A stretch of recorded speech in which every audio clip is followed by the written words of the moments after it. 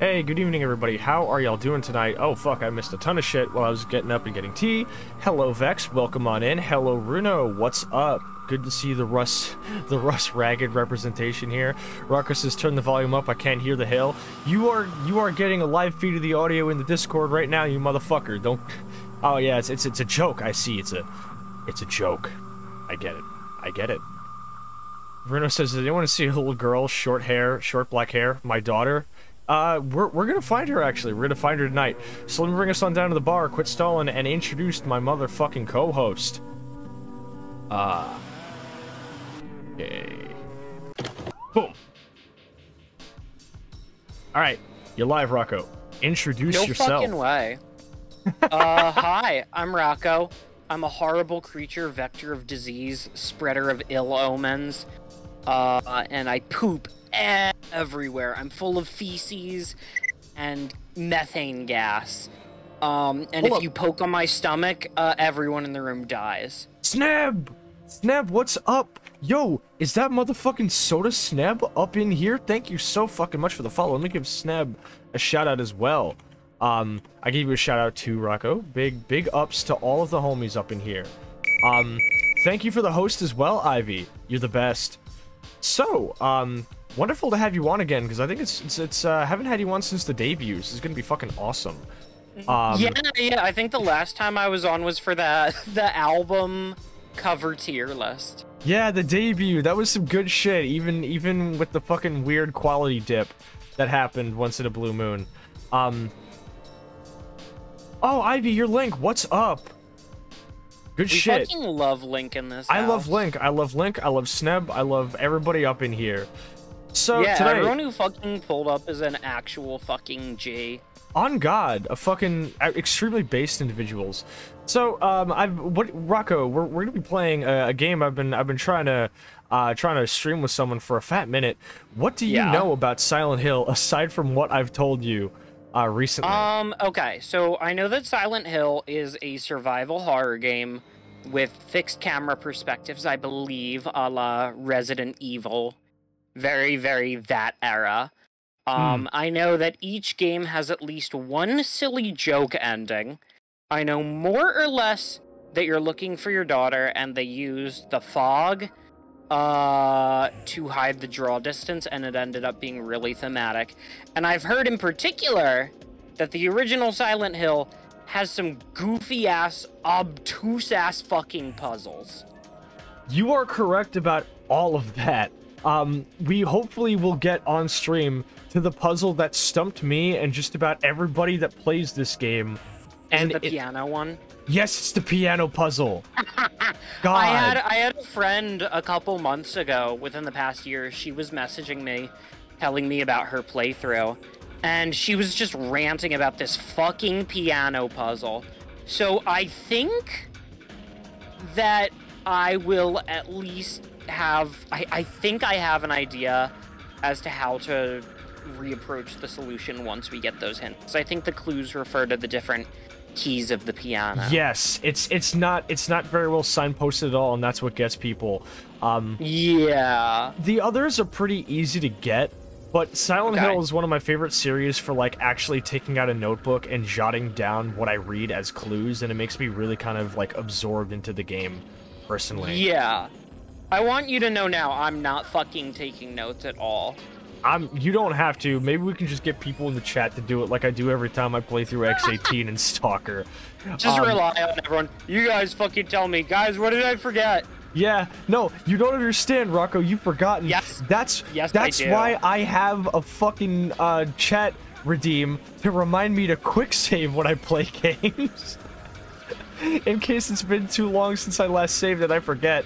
So yeah, it's gonna be a good fucking time. So let me bring us over to the game and show you all this cool little thing, because I was actually gonna plan on doing this for my debut. I got myself this cool little setup that I did specifically for this and only for this. So on stream, the actual, you know, game that I am fucking, you know, capturing from my PS1 that I have right here on my fucking dresser, it is not quite a 16:9 ratio, so I've actually got some images of characters from the game to use as these cool little borders around it, just to kind of make it not look so empty. And I'm kind of proud of how it came out. It kind of reminds me of like the little overlays you would get when you slapped a Game Boy game on the GameCube. Yeah, or like even like any game, like older game, like from that era played on like a modern console as like a port or something, will have borders like that. Like fucking, even like Castlevania and shit. This slays, wonderful. I'm super happy. Okay, so let's get into it. The audio in the main menu. Hold up. Why are we not getting audio? That's not right. Okay, let's add this as an executable and remove these. Sometimes this system looks a little bit weird. Okay. Oh, it might just be too quiet. It might just be too quiet. All right, let me try it. I am hearing it. OBS does not seem to be wanting to pick it up though. It's probably just the audio, like the volume thing. Let's try it. Normal. Yeah, no, it's not picking it up. That's a problem because I fucking tested this shit this morning and it worked just fine. So hold on a second. We are going to have to... Fuck, man. Hold up. We're gonna have to fuck? I was not prepared for that. I'm sorry! You can't put me on the spot like this. I'm sorry! Hold up. No, it's okay. Alright, I forgive you. Thank you. God damn it. Dumbass joke. It works. It works, honestly. So an important thing to set up the actual lore of the game real quick is that we are playing as Harry Mason. He's a writer. He's an author. Harry or Terry? Harry. Harry Mason. Hold on. I'm going to switch to another source real quick. I'm going to remove the game audio thing, and then I'm going to add it again. Let's see. Audio. Game. Oh. Capture this executable. Okay, now we've got it. That's Space. fucking weird, but it's like that. Okay. So I'm real quick just gonna can I like go back to the main menu real quick? Okay, we missed the main cutscene. What Runo says, what the fuck? No kissing. Hold on a second, I need to read this shit. No kissing Dahlia Gillespie on the side. I will never kiss Dahlia, and fuck you. Anyway, so an important aspect to look, this is an important piece of lore that we got to talk about before we actually start playing. So we are Harry Mason. He's a horror. I think he's a horror author, and the whole idea is that his wife, I think, is dead or something. Him and his daughter Cheryl, who I think he adopted, frequently go on vacations to the town of Silent Hill, which is just a totally normal resort town every other day of the year, to just like fucking take some time off and relax. And as they were coming here, they saw somebody standing in the middle of the road and crashed. And he woke up in the car accident, and his daughter is missing. So we have to go find her. The game doesn't tell us any of that? It's in the booklet.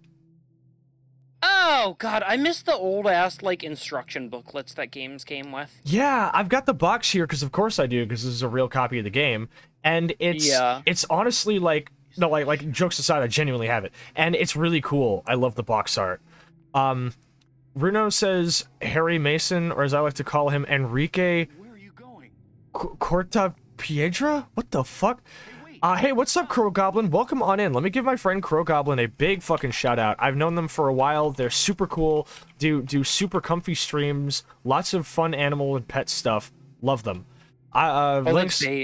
Link says, I didn't know they went on vacation here regularly. Yeah, that's the whole point, is like, up until now, like, the town has been totally fine. So we just saw her, like, sort of, and we're just gonna go, like, fucking see if we can find out where she just went. So this is a resort town and it's snowing, which seems not right. I think he even comments on the snow in the intro cutscene. He's like, wait, why is it snowing? And so it is a fixed camera game, but also not. It allows you to control the camera, like wrestle it from the game, but also like, unless you're in like most indoor areas, it tends to be like an over-the-shoulder perspective. When it does take control from you, though, you'll see. I'm going to assume that'll be for the scary sequences. Holy shit. What the? Now, I hear something in the distance. Y'all hear that? Yeah. No, what is it? Hold up, you'll hear it. It's gonna start fading in. Look at this. I love this. That's so cool. That is not a good camera. Wow. Yeah, the way it rotates. Oh. Now watch this. If you're going really fast. Miserable. Yeah. But it's like specifically for this little alleyway. It's made to do that just to fucking unnerve you. Huh. So fun fact. I mean, if that's how we want to describe it. Yeah. What is it? Fun fact, the intro song for this, one of my friend who's in a local hardcore band, I've talked about it on stream, but he sampled the song that plays in this section and overlaid it with like a sample from like a movie called Black Christmas and did like a drum solo to it during like a live performance of his band. Thank you so much for the host patch. What's up? Also, hello, Sen. How are you doing? Uh-oh, spooky? Yeah, you know it. Hold up, so wait a second. Reminder to fucking host streamers, by the way. Oh, yeah. Hosting is actually one of the best ways to support a channel. It fucking recommends that to more viewers in the fucking algorithm. Yeah, I got my bot telling people that every half hour, too. I think I've got it once per hour. What's this? I don't know. It's pretty self-explanatory, dude. There's a dead body on a gurney. Like, what else do you want? Notices your corpse. Oh, whoa, what's this? Thank you for the host, Sen. Rocco, I think you're modded. If you're not, let me know. Do you think you could shout out do a shout out for Sen and Patch real quick? Yeah, I got you. Thank you. Link says this is one YouTuber that... not modded. Holy shit. Hold up. Alright, you should be now. Cool. Link says this is one YouTuber that has went through a bunch of the games and gives, like, commentary and does monster analysis. Okay, I don't understand. No, it said I got modded. I think it's just gonna take a hot second to fucking update. Yeah, there you go. On all ends. Yeah. Thank you for the host, Bruno. What is this?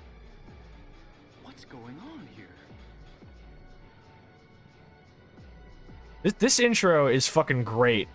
In case you couldn't tell by the... kind of fuck with the base of it. Yeah. And in case y'all couldn't tell by the fucking wheelchair, this game is heavily inspired by the movie Jacob's Ladder. Like, insanely, to the point of an ending in this game being a major reference to it. We hopefully won't get that ending. I don't think we're gonna get to any ending tonight. Patch says... How many endings does this game have? Let's see here. There's 4, not counting the joke ending. There's good, good plus, bad, and bad plus.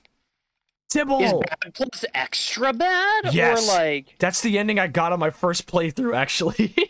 Holy fuck. So here's Sybil Bennett. Sorry to hear that. Here's Sybil Bennett. She'd be cool if she wasn't a cop. How do you feel? I don't know if it's intentional that the chair she just spun around made the sound of the wheelchair, implying that maybe it might have been like a nightmare where you just heard the wheels, like the chair spinning, and imagined that. That would be cool as fuck. Speaking of nightmare, let me try that word again. Nightmares. Have I fucking told you the weird dreams I've been having? No, this is a perfect time to talk about it. So, not last night, but the 2 nights before, I was having dreams involving giant centipedes. I'd like to find out myself. That's horrible. What the fuck? Yeah, right?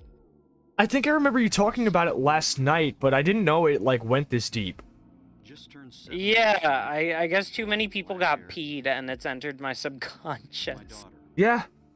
I just devote too much mental energy to thinking about them. Last night was a little more silly wacky, though. I had, like, a dream, and it was just, like, 2 garlic pieces, like 2 little cloves of garlic smacking together and colliding, and they made a funny sound, and I woke up cackling because it was that fucking funny. But I was still in the dream, and I was like in the middle of a church, and it was like a huge fucking church, and I embarrassed myself because I was laughing about fucking garlic. So I like go outside, and it's like this huge, like, Final Fantasy looking ass, like, cathedral, on, like, the sand, like, facing the ocean. And it's, like, on an island, and the only way off is this fucking roller coaster, where your body, like, fucking freeform dangles, like the fucking conveyor belt at the fucking dry cleaners where they have the coats hanging. So I just fucking hopped on one of those to being awake town, and then I was awake. That's fucking bizarre. I've got to find her. Yeah. So Sybil over here, she woke us up because apparently, like, I think I can't remember exactly, but we're like totally fine. We didn't totally die there, but she was like, "Oh, I'm in here on a fucking call, but there's no phones and nothing's working, and I can't fucking find the way out. So we just gotta fucking, I gotta go find my daughter. So whatever." Reno says I got the normal bad ending the first time I finished this game, and I got a sick tango playing. Yeah, I think that ending's pretty okay. The best ending requires you to, like, really explore and talk to people, which is, like, kind of the main reason I didn't do it, because that scares me a lot. Link says I meant to say Sash. I don't know why I said Patch. Read my longer message. I will definitely scroll up to it when we get a chance. That isn't a cutscene. I will say, Yeah. Rocco, I totally know where you're coming from, because I've been haunted by bad Rancho dreams for years now. Tarantulas? Yes. Thanks. Yeah. Taranch vengeance. Like, I had one where they were like the size of fucking like helicopters and just outside my house. I have a friend who was backpacking in, like, Southeast Asia and got to have the chance to eat a tarantula. No, they're friends. What the fuck? Who does that? You can't do that. Fair. I would want, like, a pet tarantula. She said it fucking tasted bad. Well, yeah. I've held a what was that outside the window? Did you see? I never knew you could see that. See, I have ADHD. I saw it. Did you see that? Odds are I didn't see it. But like, I've played this game before and I've never seen that because I wasn't paying attention to it. Your eyes are focused on the fucking desk here where the items are. So then, like, I saw something behind me at the fucking window. Oh, that's so cool. I never noticed that. That's fucking epic. So Sybil was like, hey, you gotta, here, I'm gonna give you my gun, because it might be dangerous out there. Does that say study, damn it? Oh my god. So this game was also... It does. This game is heavily inspired, like, it references a lot of American things, like Kindergarten Cop and shit like that. If you look at the map, actually, most of the streets are named after horror or thriller writers, like King Street, Matheson Street, etc. I think there's one called Kuntz Avenue. That's cool as fuck. So let me actually, fucking save here. So I can't say I recognized any names other than King.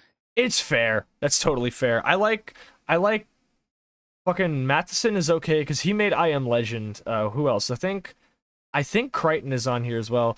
So I like the saving system where it's just like you kind of like jogging down your memories and shit like that. Like a little diary. Yeah. Vex says I heard the tarantula is supposed to taste a bit like crab. Give me a second to read Link's message. There's a YouTuber that went through a bunch of the games and gives a little commentary and does monster analysis, and on his playthrough of the first, he got a bug where Harry repeats Cheryl at the end of one of his voice lines, and me and my sibling quoted it for years. That's fucking great. I love that. It's like that Heavy Rain bug where you could just keep making him go, Sean! like for 10 years. Oh, is that why it's a meme? Yeah, because like somebody got a bug where he just like kept getting the on-screen prompt to make him say it, and throughout the entire like climactic final scene, he just kept having him do it. Holy shit, that's kind of epic. So there's a radio, but it's broken, so we're just not going to take it with us. But What's that? what's that radio? Huh. Probably a radio. What's going on with that? Idiot. 90s Japanese horror game voice acting is the best. Like fucking you can't beat Resident Evil with wow, what a mansion. Holy shit. Hold up. I love like the games where the voice acting is they just found people that spoke English. Yeah. I love that. Hold up. What's the button to shoot? What's the button to shoot? Is it Don't ask me, shit. Hold up. I can't remember the button. Holy fuck. God. I actually can't remember the key. Give me a second. I'm going to pull out the fucking game box real quick. Yes. It's written in here. Oh, this song's really good. I love this song. So, yeah, this is Akira Yamaoka's music. It's very industrial, and it's one of the only games where the soundtrack alone scared me, because I thought it was the sound of monsters breaking in, not actually just the music. You just genuinely can't tell sometimes. Okay. Atmospheric soundtracks really are like peak. Right? Hold up. Maybe that's just the Metroid fan in me, but I swear to God, I cannot be fucking... Oh, wait, no. Wow. Did you... I did... Oh my God, no, you're right, Runo. I did forget to fucking equip the pistol. Oh my God. I love Akira Yamaoka. Akira Yamaoka's amazing. Okay, let's continue. Fuck. So we're off to a rollicking good start because I forgot the most basic thing, even though I loaded up the game multiple times to make sure shit was working. Okay, hold up. Could you turn fucking epic. Link says, could you turn the game up a little? So let's open up my inventory. Here we go. Yeah, it's a little quiet on Discord, too. Alright. I'm gonna turn the game up to about -9 decibels. It's just a game that gets very loud because it's on PS1. Here, it's actually because I turned it down in the Windows, mixer because it was impossible to hear people over it otherwise. Oh, that's very fair. Unironically, like, I know I fucking talk about my silly, wacky stream deck all the time. Unironically, like, the best feature for me has been an add-on that lets me adjust my fucking, like, Windows volume mixer at the touch of a button. That's amazing. Huh. Yeah. Radio. Like, that alone was worth the price of admission. That does sound handy. I used to have a SteelSeries Arctis 5 headset that had a built-in mixer for that. It was really cool. A headset with a built-in mixer? Yeah, so it came with a little dial, and if you sent, like, you could essentially map the outputs to 2 different things. So one of them was game audio and chat. So I always mapped game audio to my main, like, output, and chat was where I would send Discord. So if I turned the dial to the left or right, it would change how I actually, like, the mixing in my headphones without, like, changing the actual, like, onboard volume. Oh, it was that's fucking epic. It's so cool, and I really wish more headphones did that, and I might just buy another pair because it turns out to be really useful for things like this. Yeah. So I'm gonna grab that How much radio. is a pair? Not a whole lot. They're a pretty affordable pair of headphones. And in fact, Spiral actually currently owns the last pair that I had. Oh because shit. I sold them my my old computer. Mm. We're gonna take that radio with us because it made a bunch of noise when the monster was around, so you can assume that it probably is helpful for that. Okay, we on some forewarned shit. They might have taken it from Fuck this, you, yeah. deckhand. Yeah. So since we brought up Resident Evil, it is important to note that when this game was originally being made, one of the main things was that, there's a bunch of different things that Harry just fucking put on the map. So this is how your map system works. It actually marks landmarks for you and constantly edits itself according to information you find in the environment, which I love. Yes! So he marked off where Cheryl love West to was. see that. Yeah, it's really cool. So we brought up Resident Evil, and it's important to note that when the game was first being made, Konami wanted it to be more like Resident Evil, like more of an action game in a way. And what happened was during the development, the developers just said, "Fuck it, we're gonna make it like a psychological horror game," and that went against the original like originally what their fucking publisher wanted them to do. And because of that, a lot of the developers actually were like ostracized by their other coworkers in like the development offices. And a lot of theories like are people saying that like maybe this weird sort of like position they found themselves in socially led to a lot of like the game's atmosphere, like just kind of feeling hopeless as fuck, which is cool. I mean, I it makes think sense. I'm fucking like glad though that those game devs trusted their gut. Like often I find when working on a game, like I do systems and mechanics design, which is often the very rules of the game as well as how they interact with each other and what numbers they have when it comes to like variables, right? Yeah. So I'm constantly thinking about like the genre and the influences and fucking this and that, right? And I think something that's kind of become important for my process is to learn what information to just not fucking worry about yet and just like test and let the game speak to you and tell you what it wants to be and offer its own solutions as you go along rather than to try and fucking plan everything from day one. Yeah, exactly. And it kind of sounds like that's like what the devs did despite executives trying to tell them to do otherwise, and I always think that's fucking admirable. Yeah, because, I mean, I hate to say it, but if they went with what the executives told them originally, I think we would have ended... Hold on, you little shit. These dogs are awful. Yeah, they're all, like, skinned and flayed. It's fucked up. If they went Do with... you have, like, aim assist at all, or...? Yes, yeah, no, you don't actually have to aim your fucking gun. It's all auto-aim. But, obviously, the further somebody away is... Oh, shit. I have to reload. Do I even have ammo? Oh my god, wait... You're muted on Discord. I fucking turned on stream audio. I can't hear you on Discord. What the fuck? What the fuck? I cannot hear you at all. I'm just gonna leave and rejoin and hope that fixes it. Hold up. Hello? Okay. Hello? Now I can hear That you. was, yeah, Alright. it had like a really bad connection problem. Something is fucky today. Yeah, that was fucking weird. Okay, we're good at least. Cool. I have to reload the gun. Rip. Yeah, so whatever the fuck our conversation was, I was not hearing what you said. It's So- totally okay. Oopies. You're totally fine, homie. Give me a second. So I'm just like looking, I'm actually kind of badly hurt. I'm probably gonna die actually. 'Cause these dogs are all fucked up and flayed.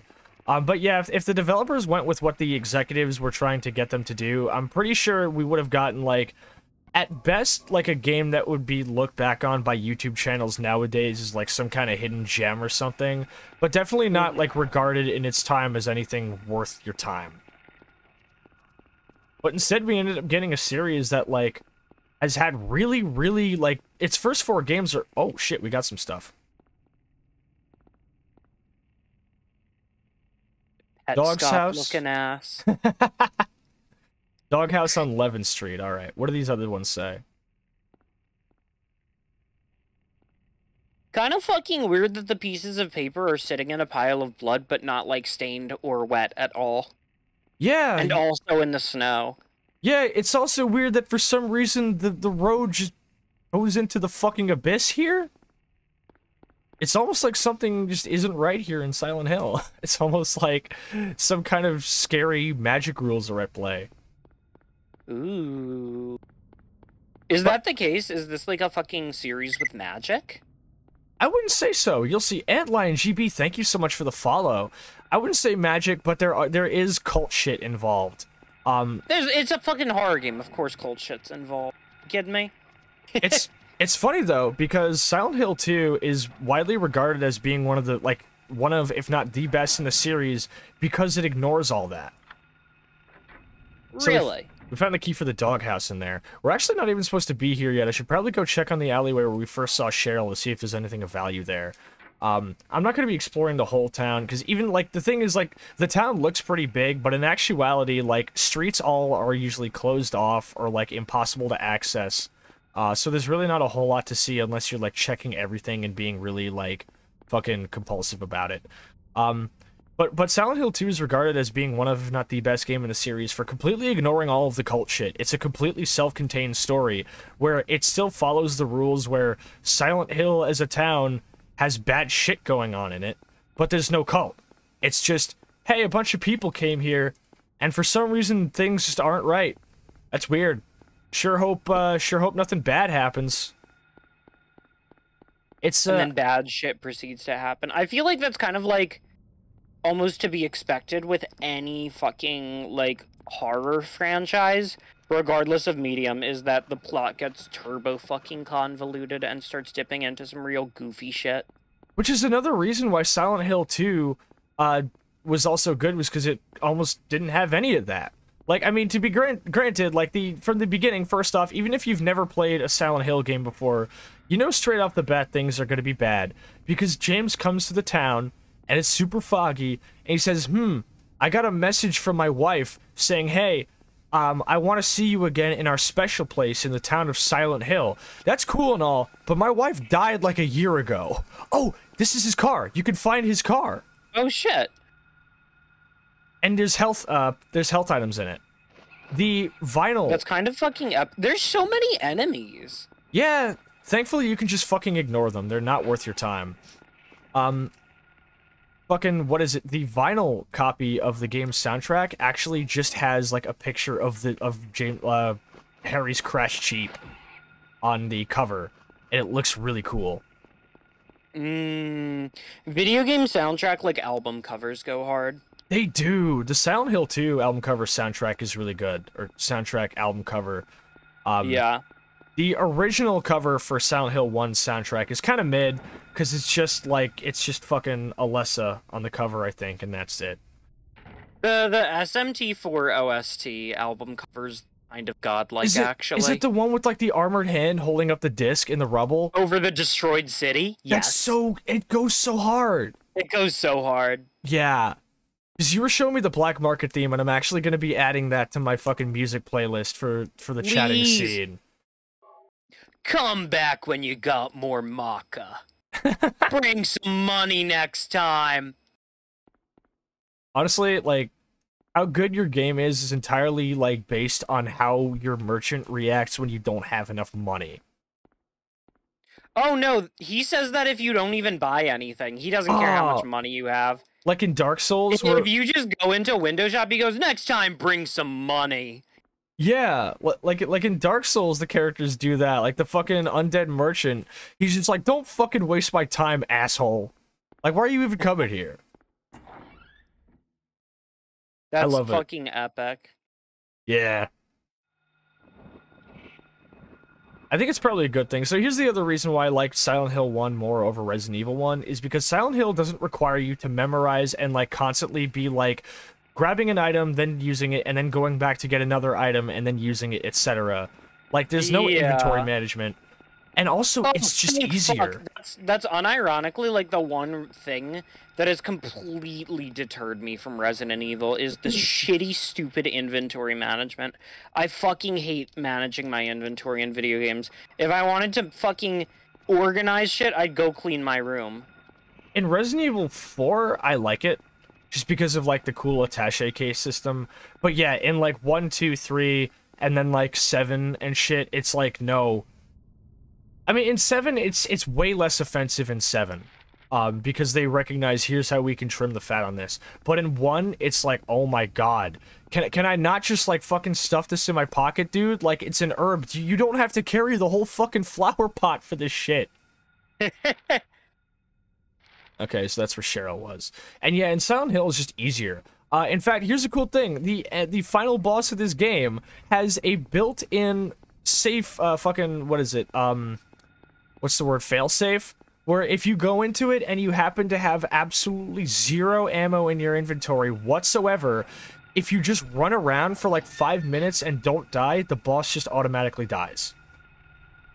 They put in a failsafe for if you don't have any ammo. That's so nice. Right? Oh, I mean, I wish that the failsafe was a little more reasonable, and maybe there's a way for them to, like, just give you ammo so you can still do the fight, but fucking better than nothing. Yeah, and especially when fucking, what is it, if you happen to have, like, because you can have ammo for weapons you don't have, like, if you don't find the lever action rifle, but you still have the ammo for it, having the ammo in your inventory, even if there's no way to fire it, doesn't trigger the failsafe, so you can just, like, not have any feasible way to fight the boss from range and still be fucked. And then there's Silent Hill 3, where I had to solo melee the final boss. That took an afternoon. That was rough. That sounds fucking miserable. I did beat God to death with a lead pipe, though, so, you know what, Wait, the final boss is God? Yes. Epic? The final boss of this game is also God. What? Sure. She's at the school. You're not fucking with me? No. Okay.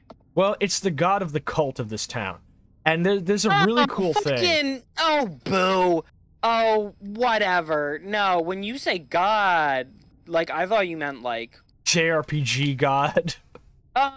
No, like Judeo-Christian. Oh, no, I wish. Because JRPG God is always its fucking own thing. Like, Kefka from Final Fantasy VI is just kind of his own thing.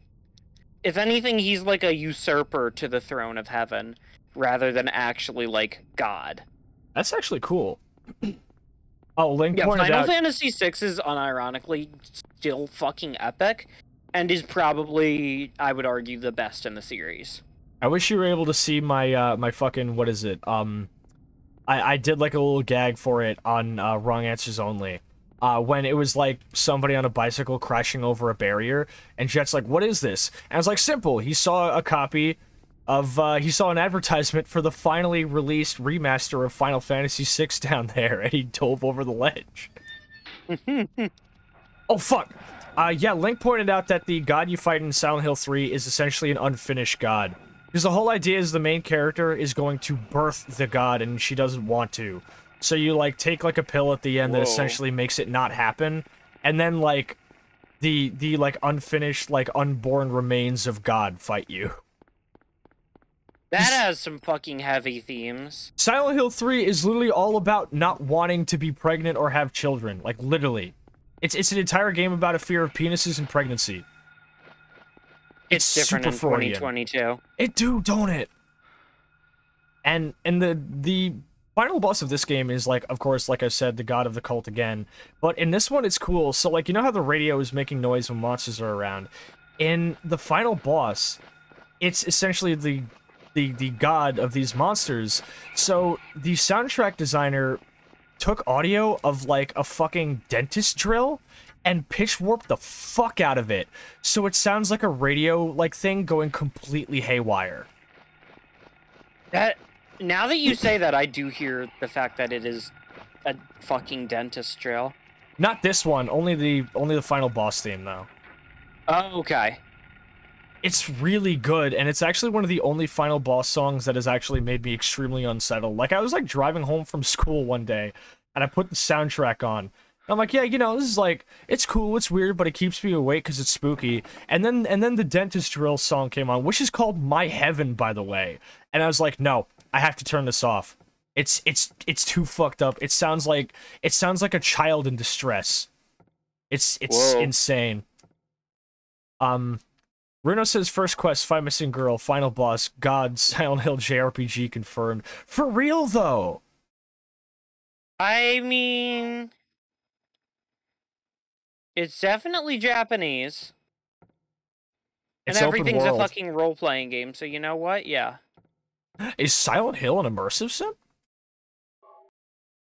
The answer is no. It's not. So I didn't bother to go do it, but like the actual like way to get to the school is currently blocked. But we have to find some keys. Cool. Keys for Eclipse just fucking written on it. All right. And anytime you find clues like that, he copies it onto his map. Hold up, wait a minute. This looks kind of sus. Oh, he doesn't point out that painting. All right, never mind. And the PS1 texture warping makes everything look really, really off kilter. Like the photos don't really look right on the walls. It's kind of hard to notice from afar, but I love how it looks and warps. Fuck. I do be gushing a lot tonight because Silent Hill is one of my favorite series, and I wish it could be laid to rest forever. Fucking, what's his name? Oh god, why am I forgetting his name now? The guy who actually did the art direction for the first 3 games had to personally go onto Twitter and be like, hey, people, it's not ash raining from the sky in the first game, it's snow. They literally say, why is it snowing? The fucking movie's wrong. Stop listening to the movie. None of us worked on it. His name's Masahiro Ito. Masahiro Ito, I forgot. I love him, by the way, like the art director for these games. He posts all the time. First off, he posts in support of stuff like Black Lives Matter. We love him. He has like an entire like sort of like made up like sort of story thing he made based off of like him making like physical like mech models and eroding them and shit called Acid Buffer Zone. That's a sick ass name. It is, and he just like takes cool mech models he makes and like burns the fuck out of them to look really melted and destroyed.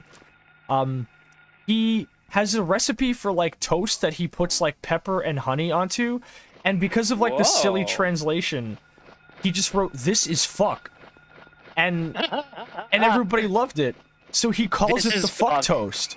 Yeah, Holy shit!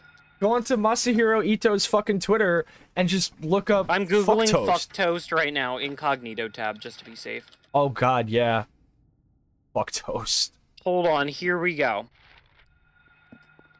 My favorite way to eat white bread is this. 1.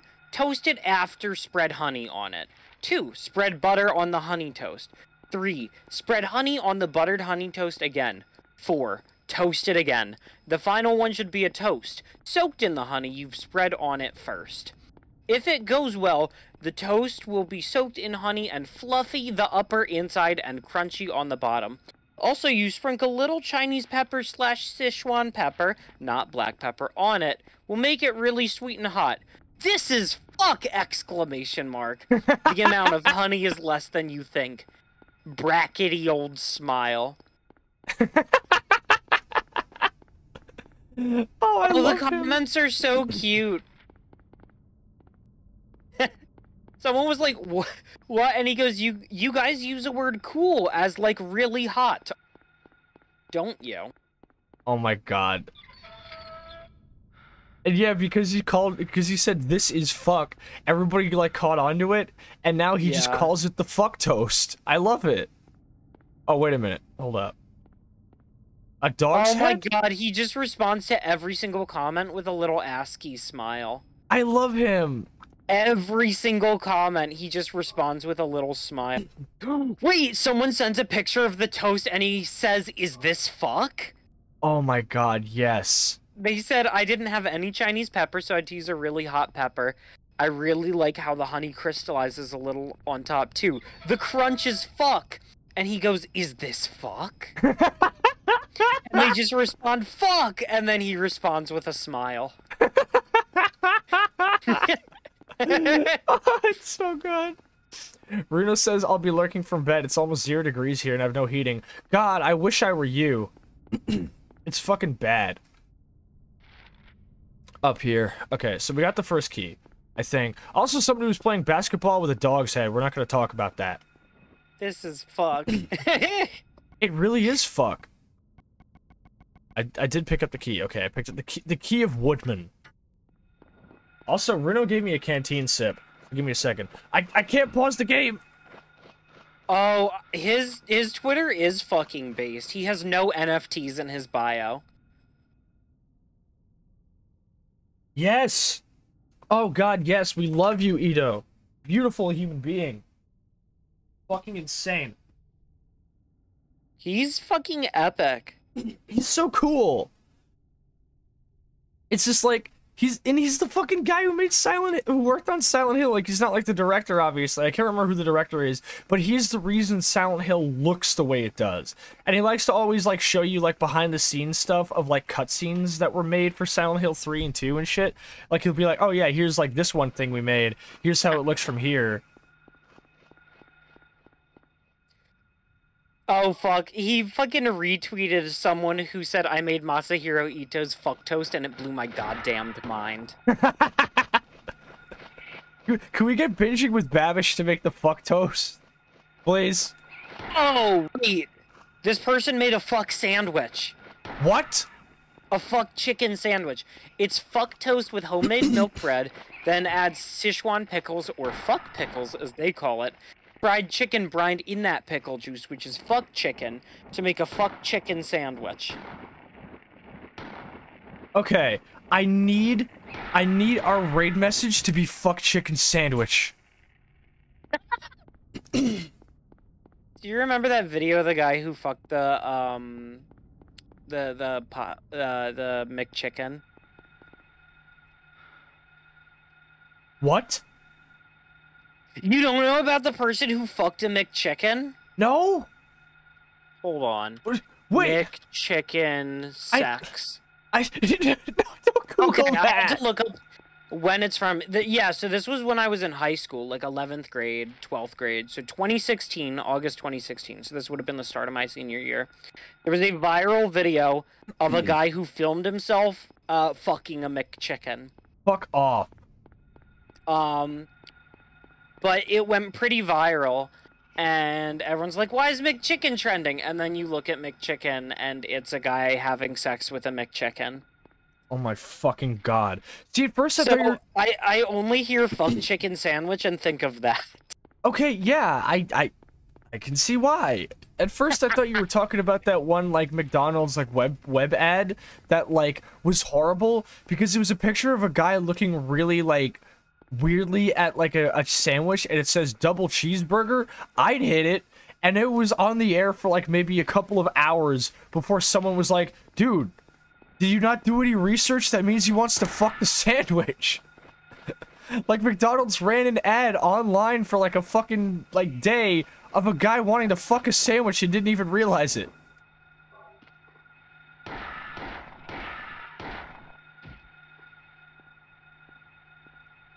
And I can't think of the fucking... Wait. I can't think of the McChicken without thinking of that one fucking thing where a guy, like, drew, like, an anime girl version of the McChicken. And he just wrote, "For me, it is the McChicken, the best fast food sandwich." That's all I know. Wait, hold up. I'm not getting any audio. Hold up, wait. Are you, like... It's that because I'm getting a reading that you're transmitting like audio, but I'm not hearing anything. Hold up. I'm not. Okay, okay. For a second, because nah, my mic is just picking up vibes. No worries, because I wanted to make sure if it was like a tech issue, because you were having it with me, and I was like, uh-oh, it'd be happening to me. All right, we got the keys. Let's head back to 11th Street. The school is where the game properly begins, in my opinion. I think it's like where it actually starts. For a lot of reasons. Well, it's kind of like the first dungeon, right? Dungeon's a good way to put it, I feel. Because we're probably not going to get through the whole game, you don't really care if I, like, tell you a lot of, like, elements about the game, right? Shit that you're probably not going to see. I mean, I can't anticipate that I intend to play this game with my own two hands. Fair. And I don't really know if I'm, like, the kind of person who'd be, like, finishing games with, like, the same person over time on a channel anymore. Just because that's, like, a lot of work It's to such schedule. a fucking hassle to, like, arrange that shit. Because everyone has their own schedules. Like, and the thing is, the desire to go live, at least for me, is, like, a very fleeting thing. Yeah. It's like, I want dopamine and attention. Everyone look at me. Honestly, I respect the fuck out of that. Yeah. So, that being said, the important thing to note is that the town is essentially a sort of weird entity. The reason why it's like this is because somebody describes it as the town essentially being like a mind that has like its conscious, subconscious, and unconscious. The conscious itself is the normal version of the town that's just a normal resort town. What's fucked up is like you don't know about it at this point in the game, but the town to everybody else is totally fucking normal. None of this is happening. I don't even know if they see you running around like this. Everybody else in the town is just living and it's totally fine. What we're in right now is the fog town, which is essentially the town's the town's unconscious, which is a little bit below. It's like kind of like a sort of like, I guess, daydreaming state in a way, where this is like where shit is starting to get a little bit fucky. Things like doors that were normally totally fine just stop working for no reason. There's monsters about, big huge pits into the abyss out of fucking nowhere, shit like that. And then there's the other world, which is the subconscious, and it's essentially like the deep dream state of the town. And that is where shit gets bad. And that's where you first encounter that in the school. In Silent Hill 2, it takes a long fucking time to get to the other world. Like, you go through like multiple entire buildings, like multiple apartment complexes before the other world happens. Multiple apartment complexes and a bowling alley. And then you get to the other world, and after you've gone through the entire hospital once. It's wild. And then in Silent Hill 3, you get to the other world in like the first fucking 5 minutes. It's so weird to see how it happens. And everybody's version of the other world is different, because the other world is essentially meant to be a projection of the inner mind of whoever is currently kind of like projecting themselves onto the town. Which is cool, because in Silent Hill 2, most of the people who come to it as the main characters are just people who have like just really strong guilt. Thank you, Prime Universe Coffee, for the follow. Welcome on in.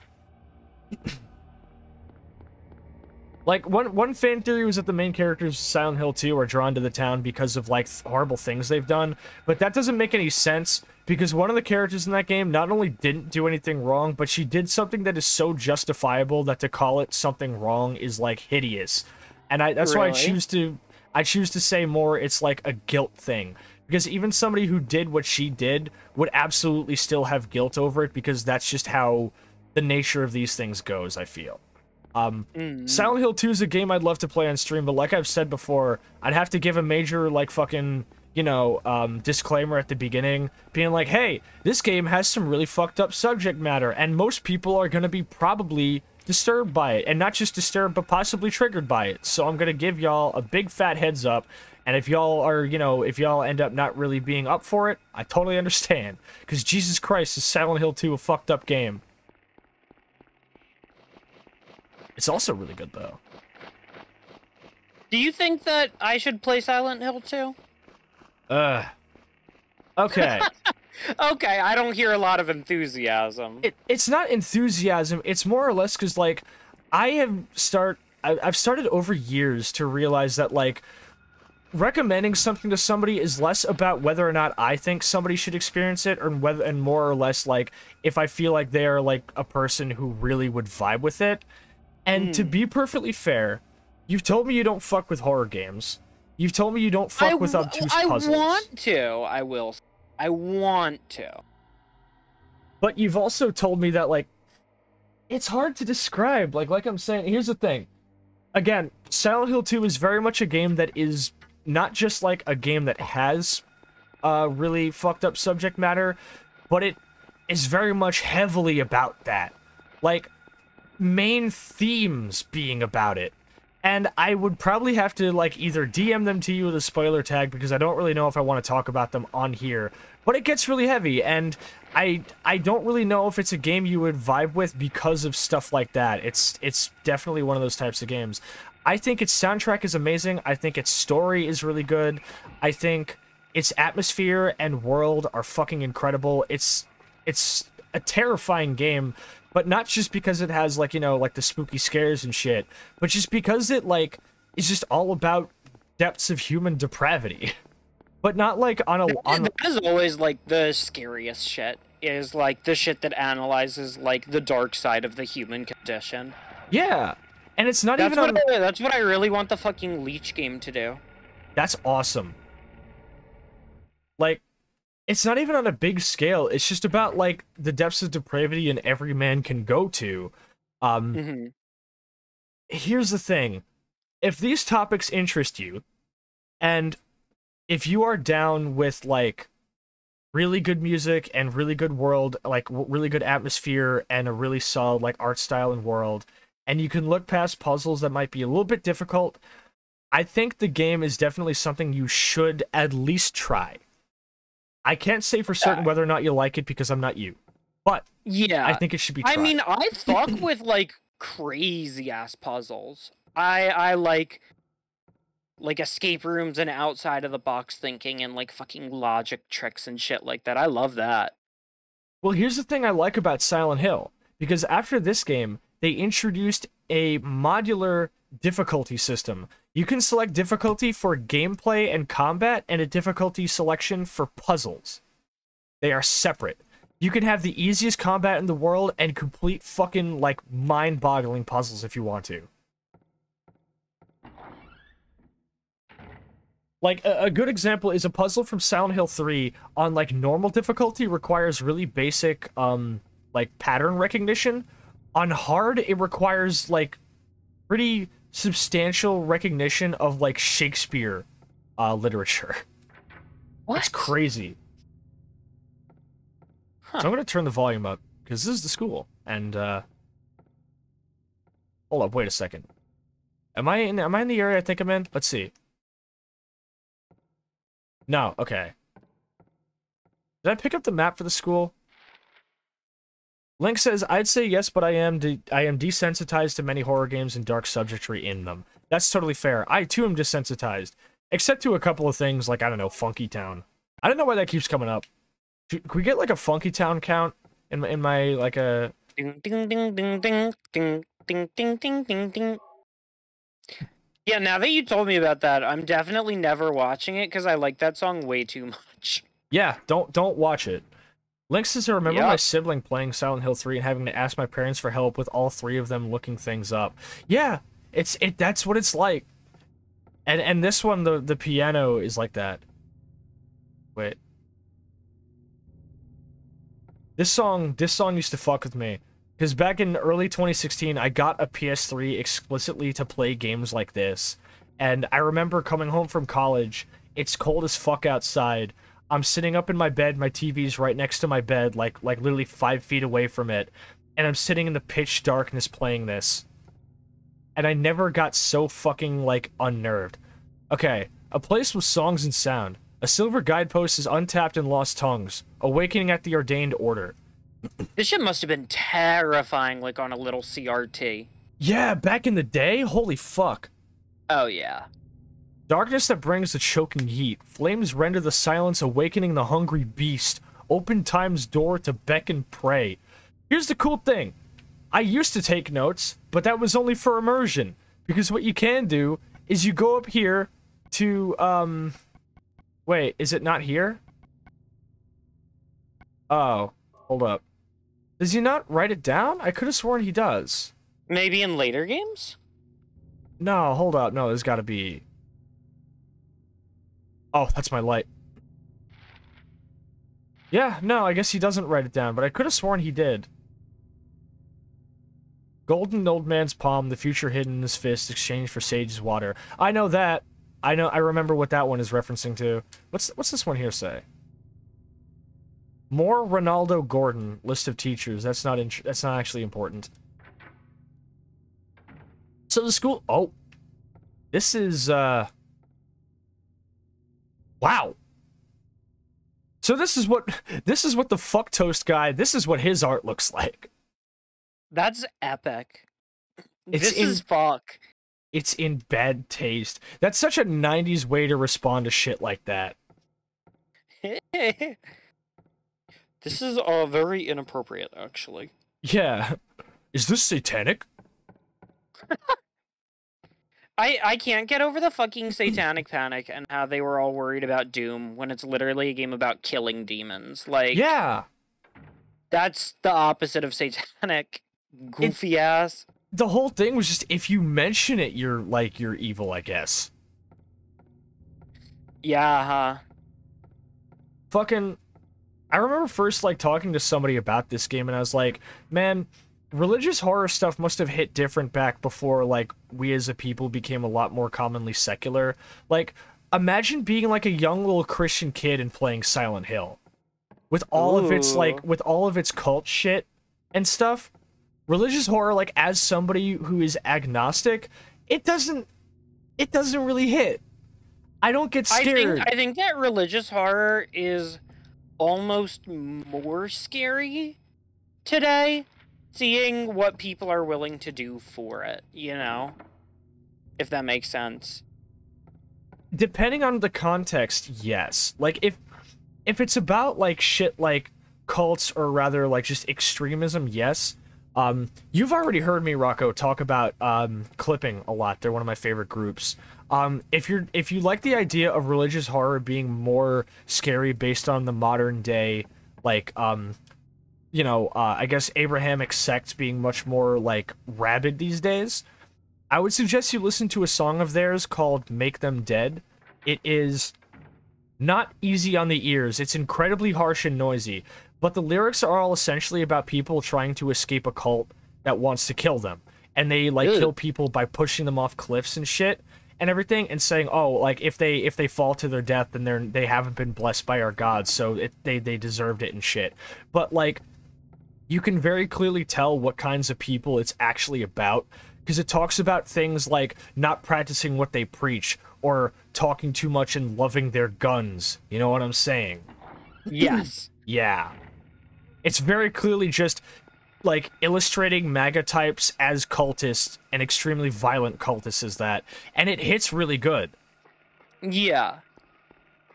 So these are censored enemies. These are the Grey Children. They used to look different.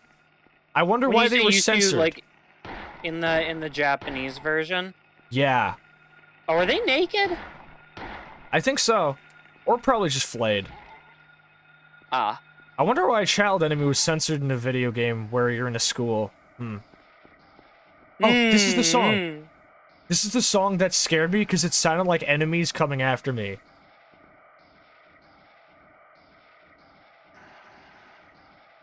Yeah, it sure does. It would have me swiveling my camera. Link says, I've watched so many horror playthroughs, the only things that really actually... Whoa! Fuck you. That actually scare me are games where I'm being actively hunted or chased, and I hate that feeling. Oh, yeah. Look, so I imagine Resident Evil 2 isn't your thing, then. Fucking... Lost my train of thought for a second. Spooky song, whatever, being chased. Oh, right. Terrifying sounds. Silent Hill 2 has a prison section, and the prison in it is considered by many to be one of the most effective sections in a horror game ever. It is unnerving from top to fucking bottom. And there's a section where you go out into the prison courtyard, and it's a completely empty grass, like, you know, fucking, like, square with, like, a platform with a couple of nooses on it. And everywhere you go, you hear this constantly panning sound effect, and it's impossible to really figure out what it's supposed to be until you're told. I thought it was the sound of something tunneling underground, but it wasn't. It's the sound of horses galloping. Because when you look into, like, the actual history of the prison, they would execute prisoners by drawing and quartering them. Like, tying you to horses and shit. And what you're hearing is the horses galloping because that's how they would fucking kill people. And That's once you realize kinda that, fucking epic. and it's always panning around you, too. It's not, like, just playing constantly. It's like, it comes in fading from the left to your right, and then you just don't hear it for, like, 30 seconds. It's so fucking unnerving. See, look what I'm talking about with the fucking texture warp. The lockers don't look straight. They look super bent and weird and warped. Oh, wow, yeah. Link says, I haven't watched or played any Resident Evil, but I feel like I should. 1 and 2, pretty good. 3, mid. Code Veronica, mid. 4, great. 5, bad. 6, bad. 7, great. 8, great. There you go. I've saved you, like, 20 What hours. about 0? Oh, fuck. I keep forgetting about 0. 0 mid. 0 would be good, if not for item management that is marginally worse than Resident every other game. So you know how in every other game you get the item box, like your fucking ender chest where you put shit into? I would say yes, but No. I've only played Resident Evil 7 for like 2 hours. That's fair. So in every Resident Evil game, including 7, you get an item box that you just put all your shit into. And it always, like, you always see one. Anytime you get to a new area, there's one in every safe room, and it always is, like, it shares the inventory with every other one. So you put it into one in one area, and you find your items in the same one in the other area. It's essentially how a fucking shulker chest in Minecraft works. It's very good. The problem, 0 doesn't have that. 0 has no item boxes. You instead have, like, hub areas where you just dump all of your items on the floor, and then you have to backtrack to those areas to grab them. That's dog shit. Yeah, It's I didn't dog even get shit. through the tutorial of 0. I fucking was not liking it.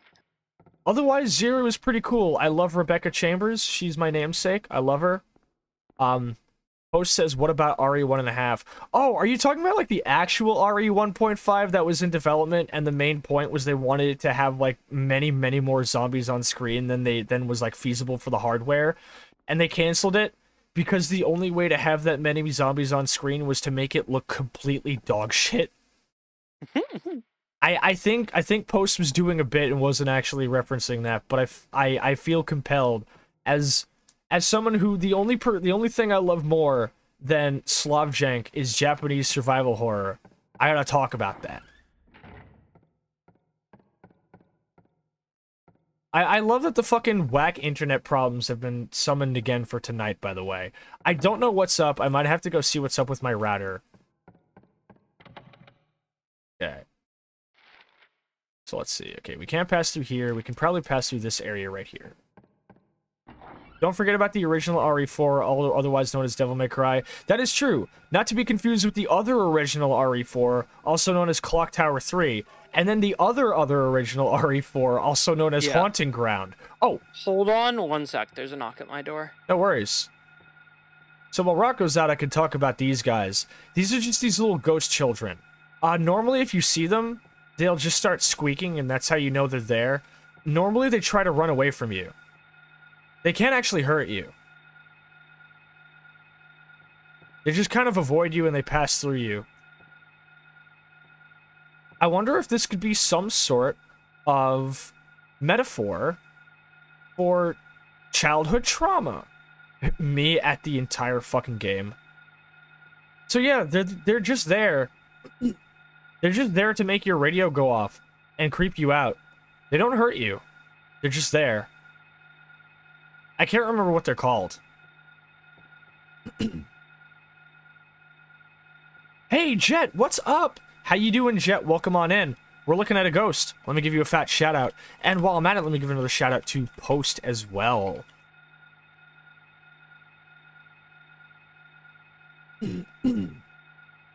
Hope y'all are having a wonderful time. If I remember correctly, I think if I turn my flashlight off, it goes away. Vibing being cute. Oh yeah, that's on brand for you, homie. Hello, I'm back. Welcome back. Look at this dude. Is that a ghost child? Yes. With a little tail? It's mostly transparent, and it literally doesn't hurt you, and it just doesn't want to be seen. Huh. I haven't talked about it until now, but like I said earlier when I talked about how most of the things that happen in Silent Hill are a projection of the mind of whoever is sort of like, you know, like, I guess, you know, like projecting onto it. Yeah. Most of the monsters in this game are references to different, like I guess, experiences that one of the main characters of this game had during childhood. The boss of the school is meant to be...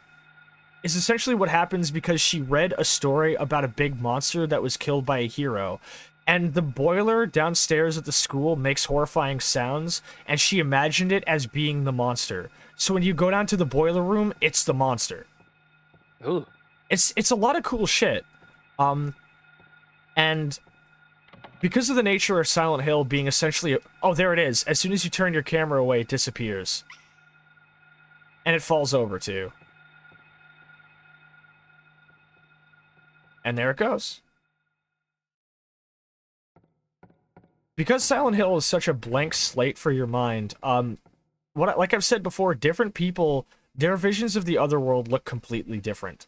What we're seeing right now is the other world projected by a character named Alessa Gillespie, who had horrible things happen. It is also the case in Silent Hill 3.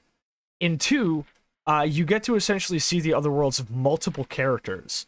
James's is very dark and gray and gross, and there's lots of, like, just dirty sheets and, like, hospital shit. Like, sorts of hospital shit, but not a whole lot of it. Eddie's looks like a meat locker.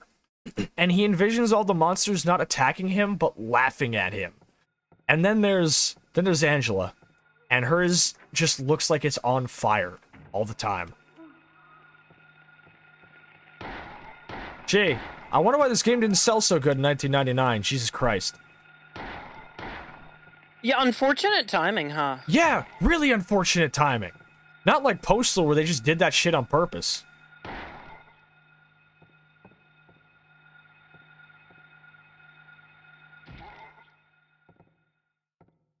Yeah, I gotta say, playing it nowadays, I don't really know how I feel about this. I don't think, and clearly wasn't their intention. Hold on, let me pick up this health kit. So we're looking for a couple of items, namely 2 gold coins to access the clock tower in the courtyard, with which the time changes and we are able to access different parts of the school.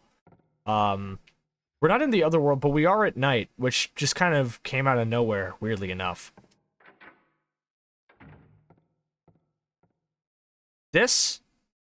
Holy fuck, back in the day, I imagine this must have looked horrifying. Like, nothing looked this real back then. Even Resident Evil didn't look this real because it was, like, all pre-rendered shit. This is, like, stylized really, really well. Who are you? Okay. These monsters are related to Alessa, says Link. Yes, they are. They are, in fact, related to her. I don't think it's in this game, but in one of the games there's a really bad scare that happens in a bathroom.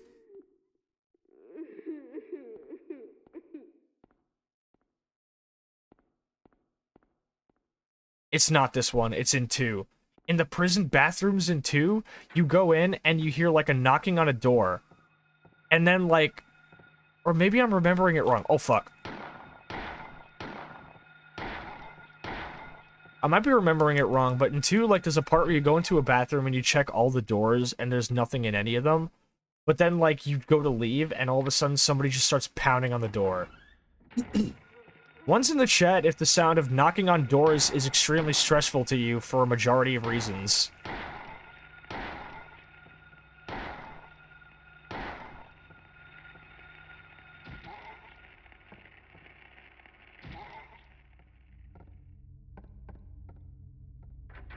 Layers of Fear fucking did that to me all the time.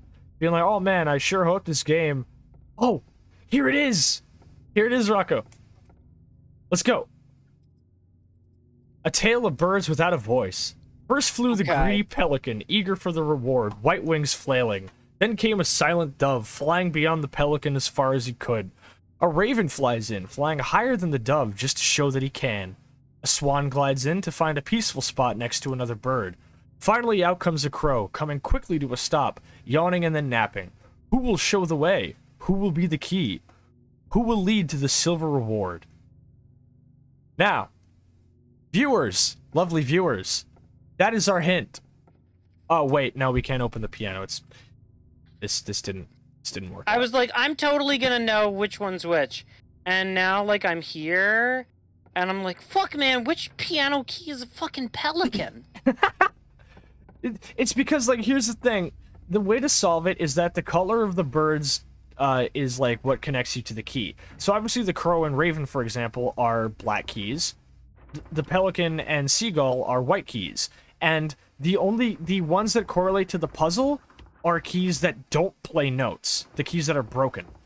And you just have to essentially map out in your head, okay, what position in this race are each of the birds? And that's it.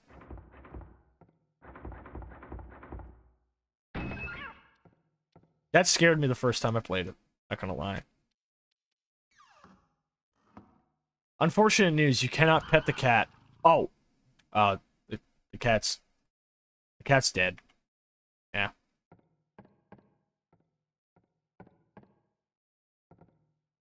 Wow, I love the cat, says Link. I loved the cat too.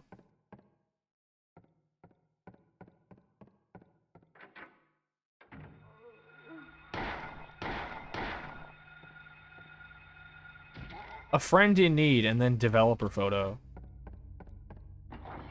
I think there's a Kindergarten Cop reference in here somewhere, but I can't remember.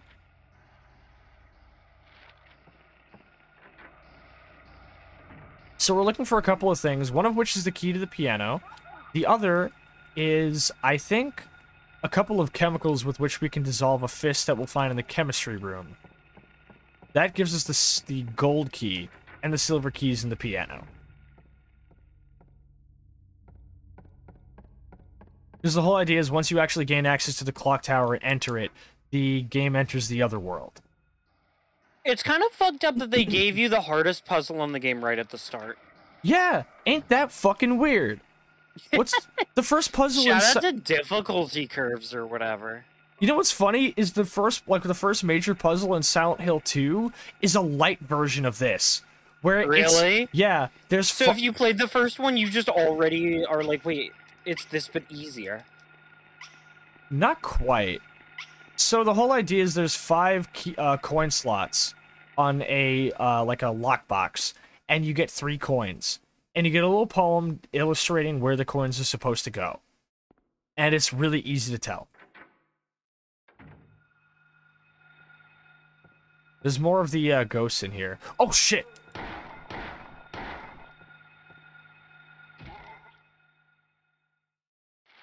We have found. I appreciate that even now you can still get startled by some of the fucking shit this game pulls. Yeah, I mean, to be fair, I haven't played it like in depth for 6 years actually. Oh wow. Yeah, I first played a completion in winter of 2016, I think. 2016 was hold up, is the Great Child the censored version of the Mumbler? Because the wiki said the Mumbler was censored one because it didn't pass censorship standards over in Europe and Japan. I think we're seeing the Great Child. Wasn't like the whole thing was like they're like, oh, you can't like shoot kids in your game, so they gave them just weapons instead, and that made it okay or something. I wouldn't be surprised. Ooh. It's just a child-sized ghost, completely coincidentally. Yeah. Here's an old man's hand, the future hidden in his fist, exchanged for sage's water. Whatever the fuck all that means. It means we mix chemicals to make a type of acid that dissolves his hand.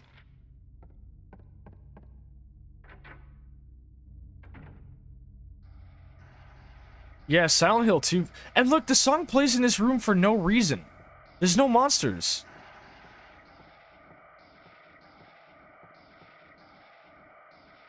There is chemical. Just, it's not labeled. It's just chemical. Alright. Here we go. I don't feel like wasting a whole lot of ammo, so I'm just kind of going to be avoiding combat for now until we get to the boss. Alright, let's try it now. Thank you for the... Oh, we got a Hydretch. Get out. Get out.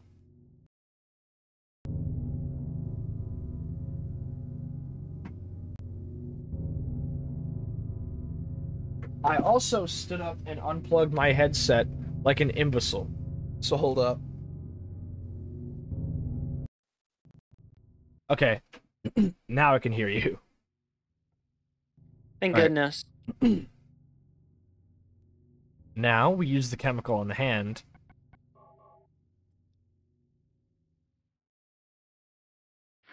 I guess it was probably hydrofluoric acid. Oh man, is that a Breaking Bad reference? Using acid to dissolve something? Is that a Breaking Bad reference? I can't believe acid is doing the thing that acid does. Yeah, right? The game got louder when my thing was unplugged. That is interesting. Oh! Probably because it defaulted to a different audio output. That probably had different mixer settings. Okay, so we've explored just about the entire second floor. There's obviously something on the first floor that I'm missing then. Unless I can go up again? Can I go further up? Yes. No, it's just the top floor, and it's jammed.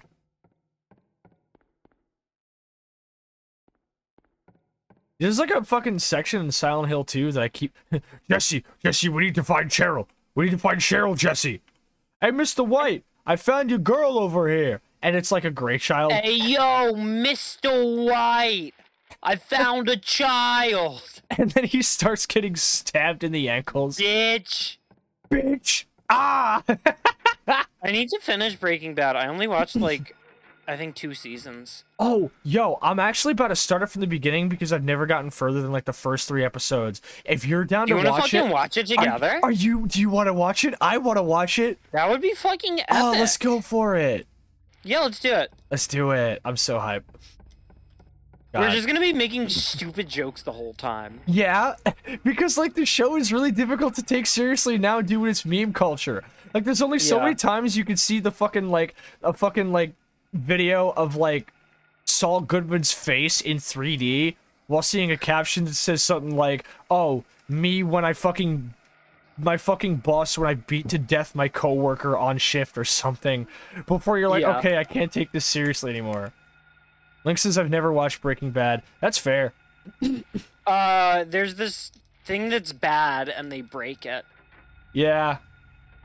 I think. I don't know, I never finished the series. If they actually broke Bad, please don't tell me. That would be major spoilers. I'm of the belief that Bad lasts all the way to the final episode, at least. Bruno says me every time Saul appears on screen. Yo, fucking, Rocco, did you see fucking Raptor Hound, Rune's fucking tweet? Where he's like, I had a fucking crazy dream that got interrupted by the Better Call Saul theme playing really loudly. And he's like, no, that's epic. He's like, fuck you, Mr. Goodman, for interrupting my dream. I hope it was a really good dream about 2 cloves of garlic colliding at high speeds comically. Oh my god. I got a melee weapon, didn't I? Oh well, you know what? I remember the sound that the fucking garlic made on collision with other garlic in my dream. On God? It sounded like clapping your hands. Okay. I've been ruined forever by fucking modern meme culture because I heard clapping and started to expect something very different. Did I just, like, tech that kid's dive, by the way? That kid did, like, a dive tackle at my shins and I just teched it. That's kind of epic. Bruno says, please watch Better Call Saul whenever you finish Breaking Bad. Oh, I will. Oh, shit. I need to get out of here. Yeah, you don't fucking commit to watching a series like Breaking Bad with the homies to then not watch Better Call Saul with the same homies. Like... Yeah. Okay. Now we're in it for the long haul. Better call it a haul. Oh my god, I'm gonna run you down in the streets. Yeah, that's fair. The store is locked. Armadillos are known for getting hit by cars. Yeah, they are. Also, Kim Wexler. Who the fuck is Kim Wexler? That's Albert Wexler from Resident Evil. That's, Are we really doing Albert Wexler again? Wex is actually short for weakness exploit. It's a 2-slot skill that you can put on your armor in Monster Hunter that increases your affinity whenever you hit a weak spot. So it's like the Onceler, but they have 3 levels of weakness exploit. Oh my god. You were in fucking, what is it? Like, fucking wrong answers only mode, and you have never been able to fucking turn that switch off, have you? I wouldn't be surprised if a conversation with me would have influenced the creation of that game show. Me either. Just because of the fucking me when. Right? Me when this, me when that. I find myself a little bit disappointed with my own performance on it because I figured I would have been a little bit better at making up bullshit on the fly than that. But Yeah. also, I was like dead fucking tired after work. I had like no energy. Yeah, that'll fucking do it. I was like, I gotta be strong for the homies. Where the fuck is this key to the piano? Oh wait, I know what to do. I'm pretty sure the piano keys are part of the piano. I think it has like 88, actually. God. Oh my god, you didn't. You fucking didn't. Okay. Give me a second, actually. Oopsies. I mean, what can I say except you're welcome? Hold up, piano puzzle. There's gotta be like a way to open it, right? You need... With your hands? Oh, no, I have to... Oh, I have to go into the courtyard and... yeah, here we get into the more obtuse shit. Because I have to put the fucking medallion into the courtyard first, and then the piano just fucking opens. They don't tell you that. That's so intuitive. Holy shit. Right? Isn't it so cool that they tell you that in such great detail? There's a puzzle, like, not even a puzzle in Silent Hill 2. There's, like, a thing, like, an event you have to trigger to be able to continue in the game. Very early on, where, like, in order for Pyramid Head to actually appear and the game, like, to continue, like, you actually get, like, important cutscenes and shit, you have to, like, interact with a key that's behind some bars on the 3rd floor. And because when you interact with the key, fucking Laura kicks it away and you don't get to take it, I never interact with the key on, like, repeat playthroughs, because I know I don't get anything out of it, so I don't interact with it. Then Pyramid Head doesn't appear, and I don't actually continue the game, and I wander around the fucking halls with my dick in my hand for, like, 20 minutes until I remember that I have to go interact with the key. And I can't even blame the game for that, because when you see the key, you're supposed to try to pick it up. That's how it works. But I am silly dum-dum, head empty. Link says I love Laura so much. Laura's kind of a little shit. She's kind of like... Okay, she's kind of a little gremlin shit. So, I think a lot of people in the VTuber community will resonate with Laura. It's funny, too, because she doesn't see any of the shit in Silent Hill. She just sees it as a normal town. Because... She's somebody who doesn't hold any, like, extreme guilt or hasn't, like, done anything fucking wild. So it's just like, oh, yeah, I don't see anything. Although, okay, listen, right? There's being a little gremlin, and then there's locking the main character in a room with the first major area boss. I think that goes beyond being a little gremlin shit and being, like, a genuinely awful person. But also, she doesn't see the monsters, so I think that just kind of happens.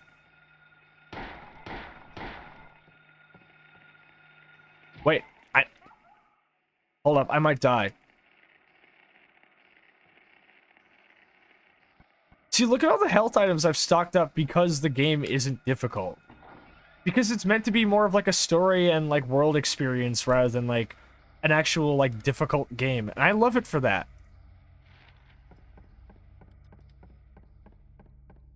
Okay. I like when games are difficult. Yeah, me too, but not like survival horror difficult. Okay, here we go. Here we go. Here it is, people.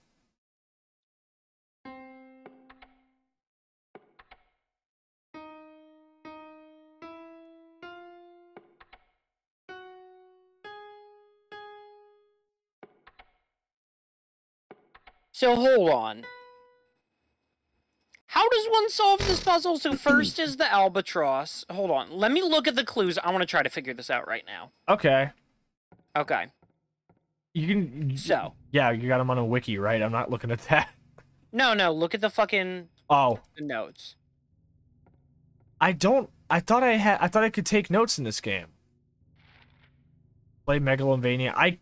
I can't. Also, fuck you. Huh. Weird. Sudden options. Oh, alright. Here we go. Oh, fuck. Oh. Whoops. Okay. First flew the greedy pelican, eager for the reward, white wings flailing. So pelicans are a white bird, so it's going to be on a white key. Yes. Then came a silent dove flying beyond the pelican as far as he could. So the pelican is somewhere towards the right end of the piano. The dove is going to be on the far right side. The raven is going to be on one of the sharp keys above that. And then the swan glides in to find a peaceful spot next to another bird, sure. So the raven is going to be up above the dove. They're going to be like above and below each other on the far right. The pelican is going to be right to the left of them. The swan is probably going to be right next to another one we don't know where yet. The crow and then finally comes out a crow who comes quickly to a stop, yawning and napping. So crow is going to be all the way on the far left sharp key. Okay. So cool. it's pelican, dove, raven. Okay, no, I got it. Okay, so go to the piano. Okay. And I'm gonna make an ass of myself trying to remember what button, what key of the piano corresponds to which note. So the C, so there's 3 dark blood stains. This is the pelican. It's like black. That's the pelican? I think this is the pelican. The bloodstains don't correlate the keys, by the way. Okay. Well, I was gonna say you're hovering over the E key right now, right? E. You think I, someone who took an entire year-long music theory course in high school, would know what the fuck this is? You think I, someone who makes music, would know what the fuck this is? I was hoping so, yeah. You'd be incorrect. Okay. So let's say that's the pelican. So hit that. And then this is the dove, which flew all the way ahead. Fuck, that's not dove. You didn't hit the pelican. There we go. Here, is it only the ones that make the sound? Yes. It's not the actual working keys. Then which one's the pelican? This is the pelican. No, that's just a... No, that's what I'm saying. Keys that don't play an actual note. Are the birds. Yeah, the broken keys are the birds. They don't tell you that. Okay. So, pelican is that one. And then we have the dove to the right of it. Then the crow or the raven above it. No. Okay, so it's... So it's next to another bird? There we go. That's the raven. And then we have... was it the swan who's all the way in the back now? Or it's the one after that? It's the crow that's all the way in the back. I think the swan is supposed to be next to another key, is its whole thing. Yeah. Yeah, no, Runo points it out. The puzzle is called Birds Without a Voice. That's supposed to be how you know that it's the keys that don't work. That makes sense. This puzzle's not that hard. It's the puzzle where once you do it, you're like, oh, that's how you do it. But unless you know that, you have no fucking clue what you're doing. Okay, let's actually scat out the keys. Let's actually scat out the keys real quick. Yeah. I wish I had some dry erase markers, not gonna lie. Okay. That's the crow. Yes. Okay, so we've got... I think that one that was right in the front next to the dove who flew all the way up front, I think that one might actually be the swan, because the swan's whole thing is that it was next to another bird. Yeah. So wait, here, I think I got it. So I think the pelican is further to the left. I think it's towards the middle. I don't think so. Wait.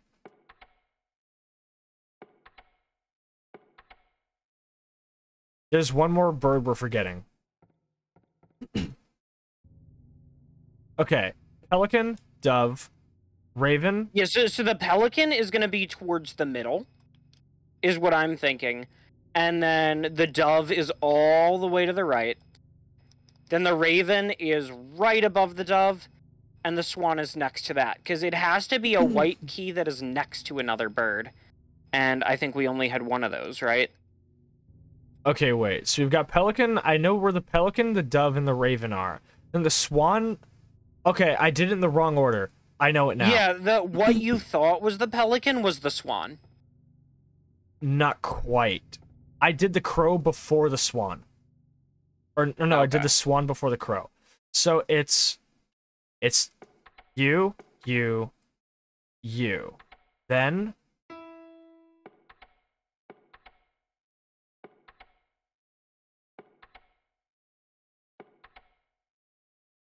Wait. No, that should have been the correct order. Because there's no other white keys. It's this one, and this one. Hi, There's Rummy, only what's three? up? Yeah, there's 3 white birds, so there's 3 keys. Okay. Wait, hold up. I think I know now. Dove? What? No. Pelican? Dove. Crow. Swan. There we go. There it is. Good shit. Okay, I did Yeah, have, you my were fucking right. hands on the mouse. I would have had to do some trial and error. I had the swan and the pelican mixed up, but we got it. Good shit. Wow, I didn't even have to look up a guide. We just fucking raw dogged that shit. Good work. I can't believe it. I told you I can fucking raw dog puzzles. How about this? My dog is uncooked. I would hope so. Bruno says GG. Rummy says just chilling, having a much better day today. That's wonderful. Glad to hear it. All right. So before we enter the depths of the fucking other world, how about I save and we take a quick break to grab a snack, use the bathroom, etc. Sounds like a plan. Good shit. If I can get this motherfucker off of me. They grab you. The children grab you expecting... That's also the fucked up thing, is that have you noticed the kids don't stab you? They just grab hold of you and hug you really tight. Even though they have weapons. It's almost like they just kind of gave them the weapon out of necessity. Yeah, or just, it's almost like they don't want to hurt you, they just want to be cared for. Aw. Also true. That's the front entrance. The way Harry, like, actually, like, fucking does this on a wall. Oh, wait, no, wrong one. The way Harry, like, actually, like, runs into the wall and shit is, like, really cool if you've been running for long enough. What do you mean, like his animation? Yeah, like, watch, if I, like, run down the fucking hallway for too long. And, like, run into a door. Oh, does he kind of, like, slam into it? Yeah, he, like, slams into it and puts his fucking palms up. Oh, yes! Like that. I love that. Fuck off the edge of my dick, I swear to God. Where's the Do they save? even damage you at all, or...? They do.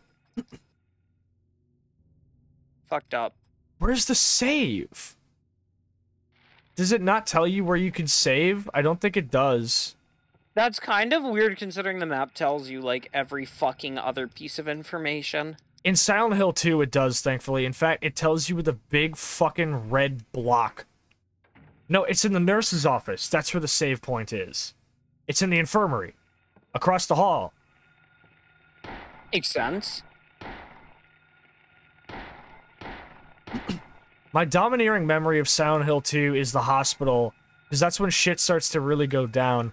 Even before the actual, like, boss fight that leads to the other world. Which, by the way, the end of the boss fight, after you defeat it, you start hearing that siren that beckons in the, like, the otherworld switch, and you start hearing these chains rattling as you hear the sound of your dead wife moaning your name.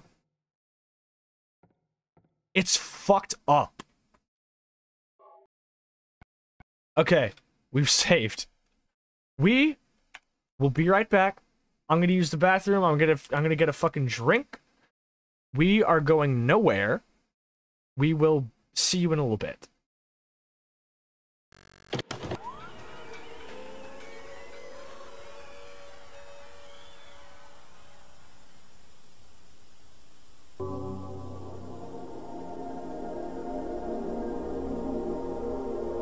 We'd like to take a moment to announce that...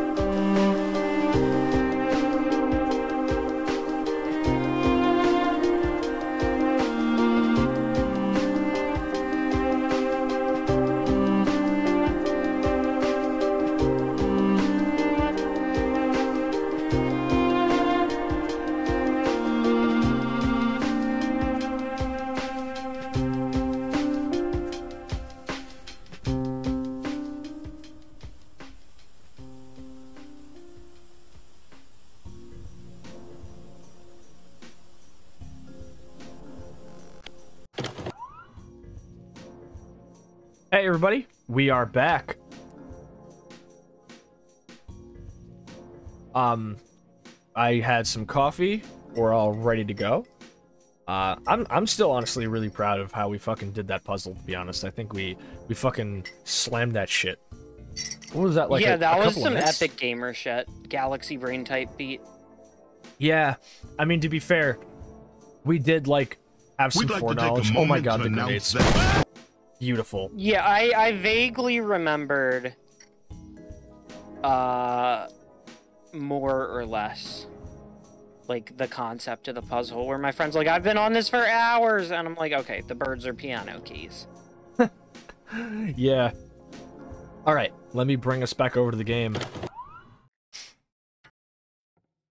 So here we are in the infirmary. We have, we smushed the piano puzzle. We've got the silver medallion.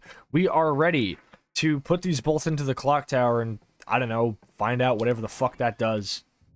That really was some escape room type shit, though. Yeah, it was. And More games should have puzzles like that. Funny you say that, because Silent Hill 4 is literally an escape room. Really? The entire plot is that the protagonist, Henry Townsend, wakes up, and all of a sudden the door for his apartment is chained up and locked. Whoa. And he can't escape.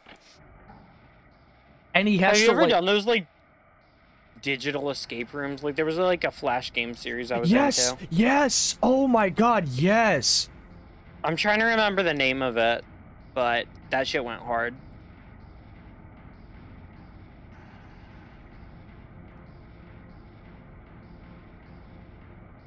Hold up. I'm holding. What's good? The hands are stopped at 5. We put both the medallions in, right? Why is the music different?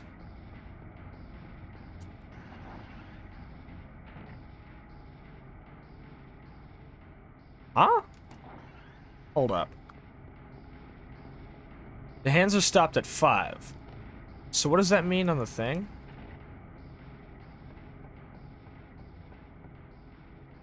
If I remember correctly. No? Huh? What do the notes say? It says... Okay, 10 Alchemy Laboratory, already did that one. We did Golden and Old Man's Palm. Songs and sound. You forgot to go to the boiler room. Fuck, you're right, I did. Here we go. Flames rend to the silence, awakening the hungry beast. Here we go. Open time's gates, so now we have to beck and pray by going down to the boiler room. I can't remember which staircase that is. Probably the one that we access by going up this one and then going down into the next area. I forgot. To be fair, the storybook that tells you about the beast in the boiler room isn't found for a while.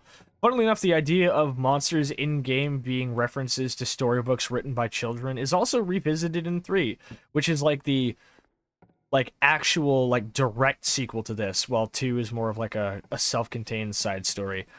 And then there's 4, which is just a guy dicking around in his apartment, and also kind of that SpongeBob episode where he keeps going into people's dreams.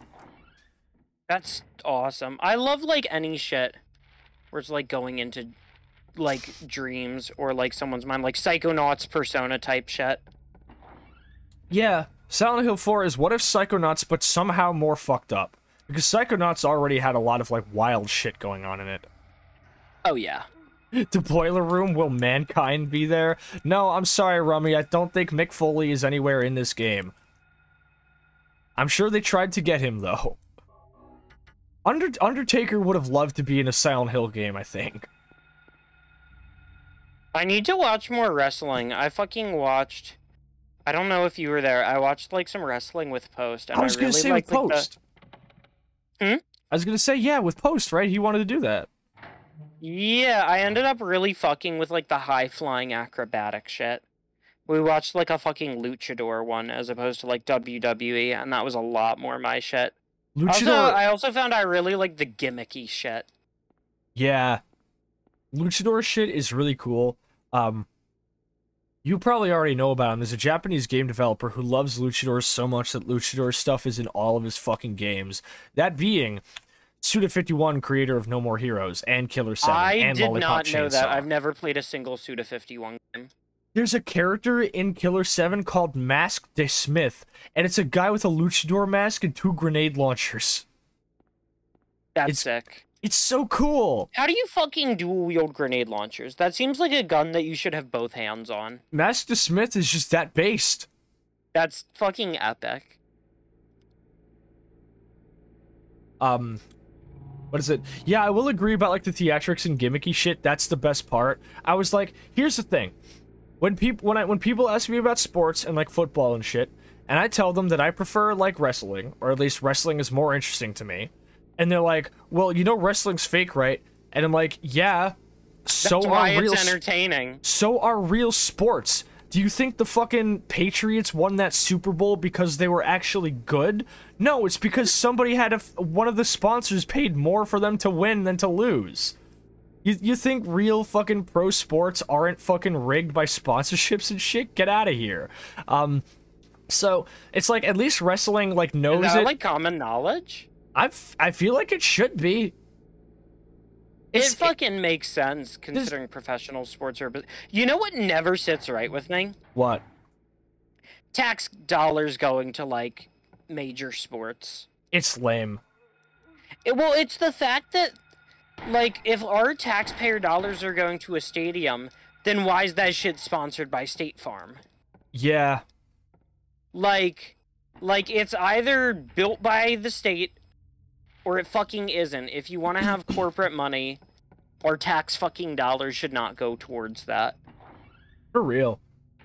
And like if you want to make the case that it's good for like the local economy by giving like tourism and stadium workers and driving people towards like major business hubs, sure. Like I would concede that a sports stadium is almost definitely good for business and for like a city to have. But like there's some fucking clear conflict of interest type shit going on, and that really bothers me a lot. I wish I could just opt in or opt out of certain things for my tax money going to. Like I don't want my money to go towards any military affairs. Same. There's just too much money involved for it to not be something that has a little bit of collusion going on. So yeah, that really is how it is with anything worth more than $1 billion, huh? Yeah. So we enter the clock tower in the courtyard, by the way, so we'd theoretically be going underneath the school. You might not hear it, but that siren's in the background again. That siren that played when we were in the alleyway, and we started seeing corpses and wheelchairs everywhere. I don't hear the sirens. It's a bit too quiet. Yeah, that's okay.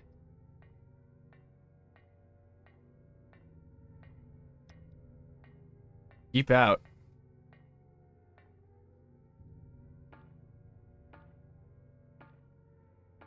Wait, what was that on the ground? So, we then climb up another ladder that brings us to a fucking... What are these? Are you not gonna comment on these? Alright, I guess he doesn't seem to find these out of the ordinary. Suda51's... It's just stuff on the ground. Yeah, but you go down into a corridor and seem to come over to a mirrored version of the same ladder you came down. And now... Once it fucking loads. Oh, wow, that is...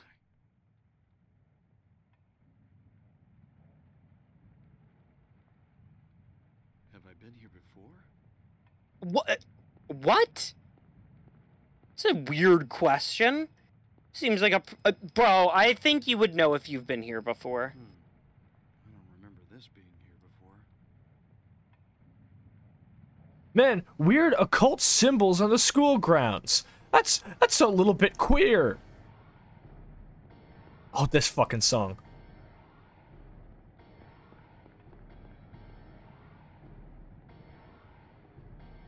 I hesitate to call it a song, but it's good. Just go, this track. Yeah, and it's somebody banging on a bunch of metal cans and shit. Oh! Well, that way you don't have to call it a song. Yeah. I mean, I've seen fucking videos of Bucket of Piss playing live. It's crazy. What? No. Explain. What do you mean? I Bucket of Piss playing live? Yeah, Bucket of Piss, his live performance. That's a person. Yes, he's a noise artist. You know those like little metal like fucking pans that they put like food in at fast food places like Subway? He has one of those and he just puts his mic in it and starts banging it with a drumstick. Huh. That's Bucket of Piss. He plays live. That's noise live performances. They're like that. It's crazy. Then there's that guy who puts like mics onto pieces of broken glass and does things with them I can't say on Twitch. What? Eats them? No, he fucking like puts it in his mouth. Noise music is like a level of insane that people don't realize doesn't stop with the music. It permeates like all aspects of like the live experience. Thank you for the sub, Rummy. Holy shit. Thank you so much. You're awesome. Glad to have you again. And I do agree, Suda51's Fire Pro game does look really ridiculous. I mean, speaking of noise music, I told you about the fucking short indie film that I did the music for, and I actually got myself like a big sheet of aluminum metal from one of my family members who works in construction, and I kept it in my room with like a big crowbar that I have, and I was like recording sounds by like scraping it with the fucking crowbar and shit and banging on it. Damn. Like getting actual industrial like sound and shit, and I was really happy with it. But I wasn't able to use any of it for the soundtrack just because of the situation of my recording setup. So I just had to use. Is that a? Okay, I'm sure with like enough fucking post processing, you could probably make it work. Possibly. Okay. Because I fucking love the Hylix soundtrack. That whole thing was recorded on an iPhone. That's amazing. I mean, so was the whole Gorillaz album. Really? Yeah, it was The Fall, the one that nobody really talks about. Oh. I don't know if I know that one. That's probably why. So we've got a bunch of dolls hung up. Building blocks. Hospital gurneys. I can take the rubber ball for some reason.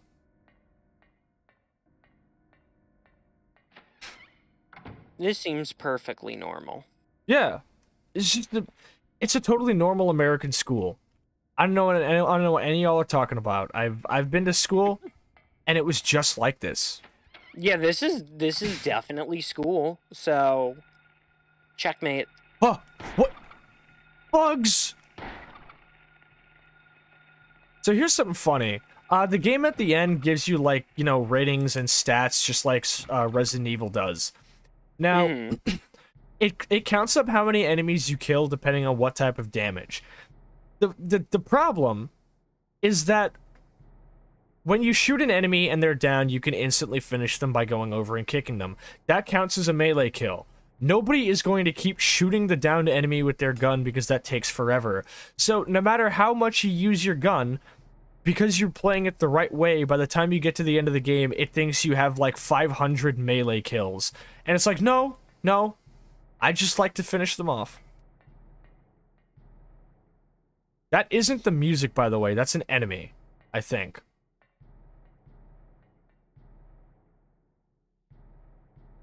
I think it's something around here knocking on the walls.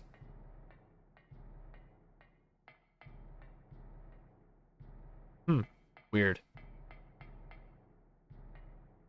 I think I used to try melee builds in this game. Well, not builds, that's a bit of a weird way to put it. Oh. Hey, wait a minute. One of these lockers isn't like the other. This one is unpolished.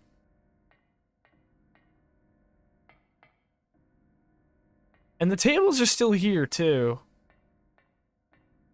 Hey, what's this? A picture card. We did see a door that looked similar to the symbol on that card. But you might not remember it. So this is what Alessa's otherworld looks like. It's lots of metal grates, chains hanging from the ceiling. Everything is all bloody and rusty. There's a lot of hospital metaphors. And there's a reason for all of it. Because poor Alessa, she's been through some shit. The lock is jammed, I can't escape. Holy fuck. Get out! Was there... And the way he starts panting... after he's, like, barely, like, gotten away from something because he's been running for so long. The controller also vibrates whenever you're at low health. It pulses like a heartbeat. Okay. That's awesome.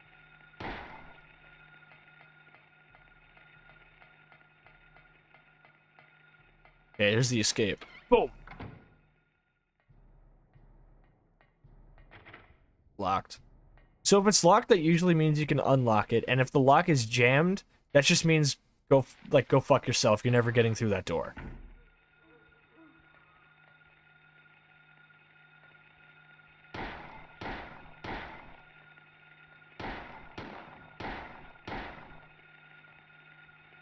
I hate to have to do this, but I need to pass through.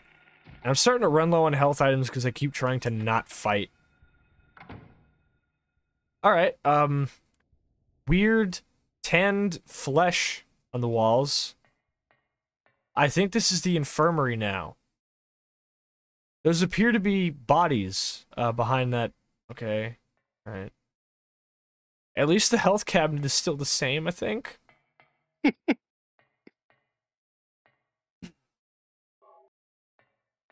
used to be a Minecraft texture pack I would use a lot that was very heavily inspired by the art style of Silent Hill called Derelict, which I loved.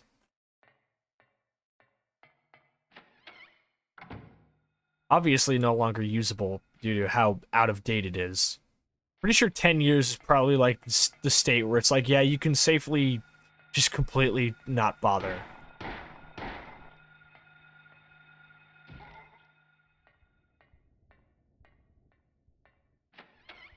There's not even like a desk we can watch. There we go.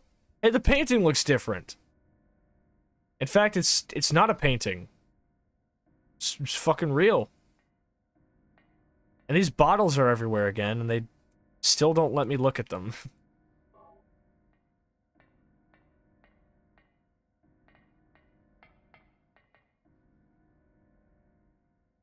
There's no keyhole. Ah! A horizontal slot. Well, we did pick up something that has that same symbol that fits in.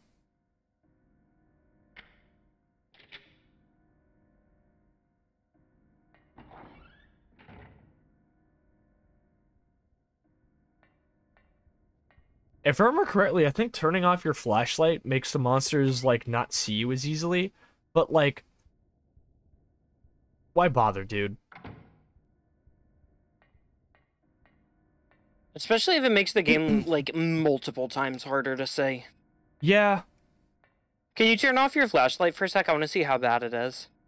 Oh, absolutely not. Yeah. No. Yeah. It's not worth it. Yeah. Contrary to popular belief, the radio does not attract monsters. You don't ever want to turn that off. So what was the point of coming through here? It got me to... Wait.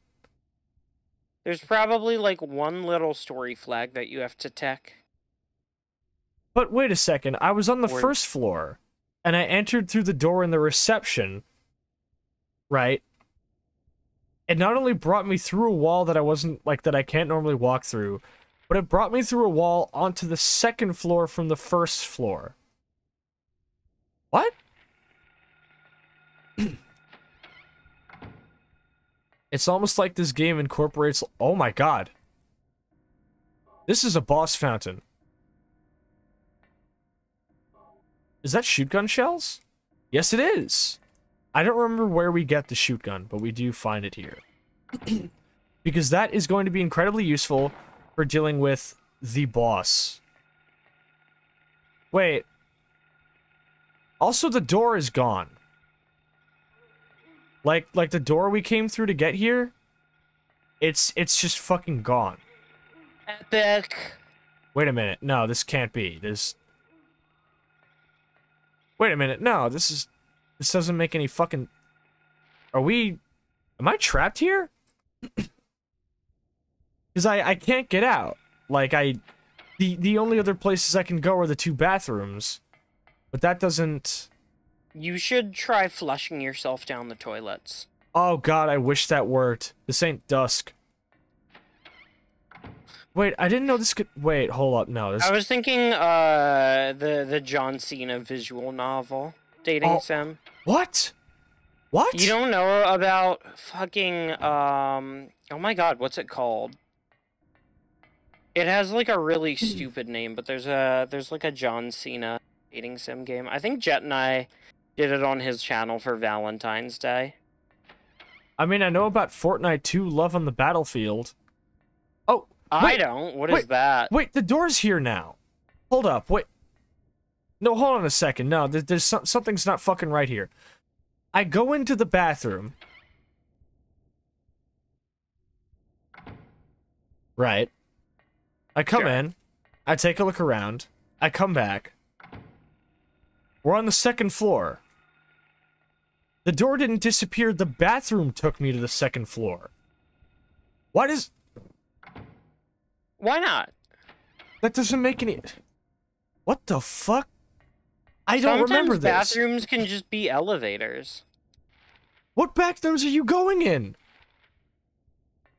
The ones that also function as elevators? What is it, like a dumbwaiter? Or are you, like, using the toilets wrong? No, there's no waiters in the bathroom. Only toilets and sinks. Oh. He just does... Oh, shoot gun. Oh, shotgun. I was like, that's a weird name for an item. I just always call them the shoot gun or the shotgun. Shotgun Cianatar. But, like, it's not Johnson, it's Johnson. So instead of shotgun, it's shotgun. Shotgun. Shotgun. Yeah. Like a hot dog. Hot dog. This is stupid as fuck. Okay, well... Certified Doug moments. I guess I gotta test it out. Terribly sorry for this. Goodbye. Bugs! That's so fucked up that you just killed a bug. Want you to know that. Thanks. Oh my god, it one-hitted. I didn't even have to finish them off. Okay. I mean, it is a shotgun. I feel like I shouldn't be wasting the ammo for this thing. Especially when I have 87 rounds for the pistol. Wow, ammo's kind of fucking plentiful in this game. Yeah, no, you can go through the entire game and kill literally everything you see and still be able to contend with bosses. Because it's not meant to be a game that, like, you know, is too challenging. That's, like, what I fucking hate about Resident Evil, is, like, if you're gonna be scary, at least fucking make it progressible. Yeah, I mean, like I've said, like, I've played Resident Evil 2 so many times, and you've seen my spreadsheets that I make. Like, my fucking, like, answer sheets for everything on how to beat the game in record time. Oh. And even then, just, like, having to go around and pick up items and put them down is, like, so fucking annoying. Yeah. Daddy, help me. Daddy, where are you? Cheryl! Oh my god, Daryl. wait. There's a song that I've been listening to since, like, 2021, I think. It's a really, really hard fucking, like, dubstep song by a group called Blood Thinners. With a Z, by the way. And they sampled this game. I was like, that doesn't sound like my shit, and then you said with a Z, and I'm like, wait, I'm in. No, I'll send you the song. It's called Hellbound, and it hits. It's so good. I'm sure I fucking won't like it, because you and I have pretty different music tastes. We have some good overlaps, but... Yeah. I will say I there's think when it comes to favorites, we don't have overlaps. That's fair. There's like, to be fair, I don't think there's anything you've shown me that I haven't at least understood the merit of and enjoyed to a degree. Yeah. No, I would say the same for you. It's just a lot of like, that's not for me, but I respect it. That is very fair. But yeah, so they're called Bloodthinders, and they have a song called Hellbound, and the first drop samples that phone call and goes into this absolutely fucking wonky ass fucking pattern. And then after that, it also samples a VHS tape that you get in the hospital in this game, and that's how I recognized it sampled Silent Hill. Because like, oh, it sounds like, wait, oh, that's the sound effect of fucking Lisa Garland and shit. Wait, what? Hold up. A huge fan is rotating. I may be sucked in. Well, I guess this is what the guardrails are for. Can somebody talk to Jankerton J. Junker and ask them if this is the fan that fucking sucked in all the pirates during that last Lancer campaign? Because they were telling me about it. I think that's what this is. Mm-hmm. It is a pretty bloody fan. I wouldn't be surprised if there was a pirate or two spinning around in there. And he said sucked in, which seems to imply that it's an intake fan. It's not blowing, it's taking Sucking. things. Yeah, that's fucked up. There's a place in Dusk that looks like that. Okay, where's the stairwell? I gotta go upstairs. We've essentially seen all there is to see on the first floor. Much of the game is just like comb every inch of the building and keep looking until you find everything. And then what you needed to find is like someplace else that you didn't realize. Hold up, I want to try Isn't that something. like the structure of like every fucking horror game? Yeah, hold up. Oh yes, I love that. If you turn off your flashlight, you also can't use the map. What? Well, because it's too dark to see. That makes sense. In Silent Hill 2, you get the map before you get the flashlight. The flashlight, which you find on a mannequin that is displaying the blouse of your dead wife, by the way. And you have a photograph in your inventory to very visibly check that, by the way. It's cool as fuck. But before you get the flashlight, you can only look at the map by walking under certain, like, ceiling lights in the apartment building's hallways. And That kind of goes hard. Yeah, and there are monsters called mannequins that literally just look like a body made out of only legs that stands upright. Oh, look, they fucking eat shit if they try to grab you and they miss. Me when the child whiffs trying to hug me. Skill issue. Sorry, kid, I'm not falling for that command grab. Yeah. Get fucking air dashed. I mean, I can air dash. I air dash directly into the child. Epic? Yeah. There's actually a movement tech where you air dash into a kid and you bounce off them, and it kills them. But it like boosts your speed super hard. I dodged into the child again. Yeah, it's called child canceling. Jesus fucking Christ. What? Jesus. God. What? It's verifiably true. You're correct. It is. Fucking. It's true. But he shouldn't say it. It's definitely not something I just made up on the spot. Yeah. That would be fucked up. All you're missing is me saying, oh my god, really? And you saying no. And we just have the roles reversed. Yeah. I had a moment like that today where I was like accusing a coworker of making shit up because he told me that somebody who was an actor on Diary of a Wimpy Kid fucking killed somebody and had plans. I heard about that. And I was like, fuck off, you're lying. And he's like, no, I'm literally not. And then he pulls up the article and I'm like, oh my god, you're not lying. Wasn't it one of the people who played Roderick? I don't think it was Roderick, was it? I thought it was he told me he was like a nerdy guy and I was like, is it Fregley? I couldn't tell. Hold up, we're putting this to rest right now. Yeah, please do. In the middle of the fucking school You were in halls. the age range, because there's only like 2.5 years between us. You were in the age range to be reading Diary of a Wimpy Kid in school when it dropped, yeah? I read them a lot. Yeah, my school had to fucking ban the cheese touch, because of course it did. Oh my god, are you kidding me? Why would I be fucking kidding? So I was in 4th grade when that dropped. I was gonna say, kids are fucked up. Yeah. So it lasted very, very briefly. But people were like, haha, cheese touch, and the teachers fucking nipped that in the bud. Which is wild, because there's so much shit that they should have been nipping in the bud, but didn't. But, fuck the cheese touch, I guess. And also fuck silly bands, too, I guess. You Wait. remember that shit, silly bands? Yes, I do. Yeah. One of my friends was like the silly bands dealer.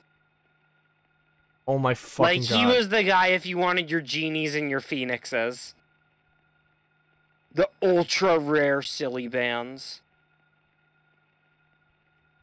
Okay, I'm looking up this motherfucker in the movies, and I'm not finding him anywhere.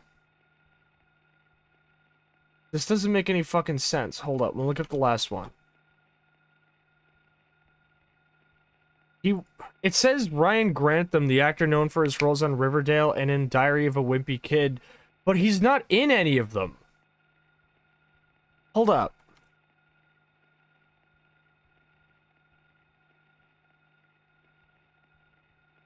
Who the fuck is Rodney James?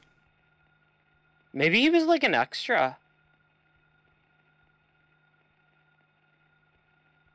Yeah, I think he just was like another character or something. This is largely fruitless research. I have not found anything that could actually be of consequence. Bugs. Insectoids, if you will.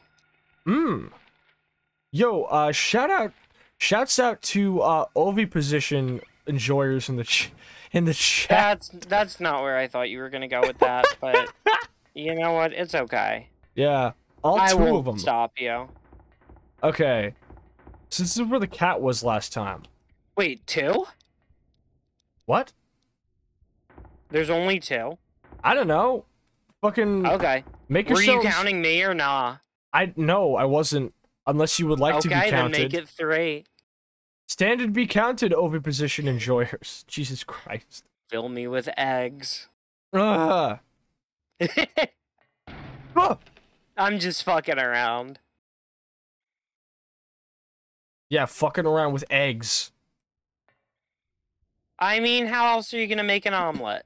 I was gonna oh my god, we went to the same place. I was about to try and follow up by saying, oh, I'll fill you with eggs, alright, ooh woo. Would you like your omelet to have cheese, ham, bacon, what? You wanna hear something fucked up? Yeah? My favorite way to have eggs is hard-boiled, and I know that's, like, boring or whatever, What? but, No, it's like... not. Who the fuck says that? Anybody who says that is on some head-ass shit. Hard-boiled eggs are good as hell, man.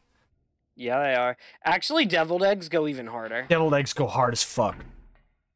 Oh, God. Deviled eggs are god tier, actually. Yeah, for real, for real. Oh, I should make some deviled eggs this week. That would be epic. No, no! I'm gonna message my sister and ask her if she wants to make deviled eggs tomorrow. Do it!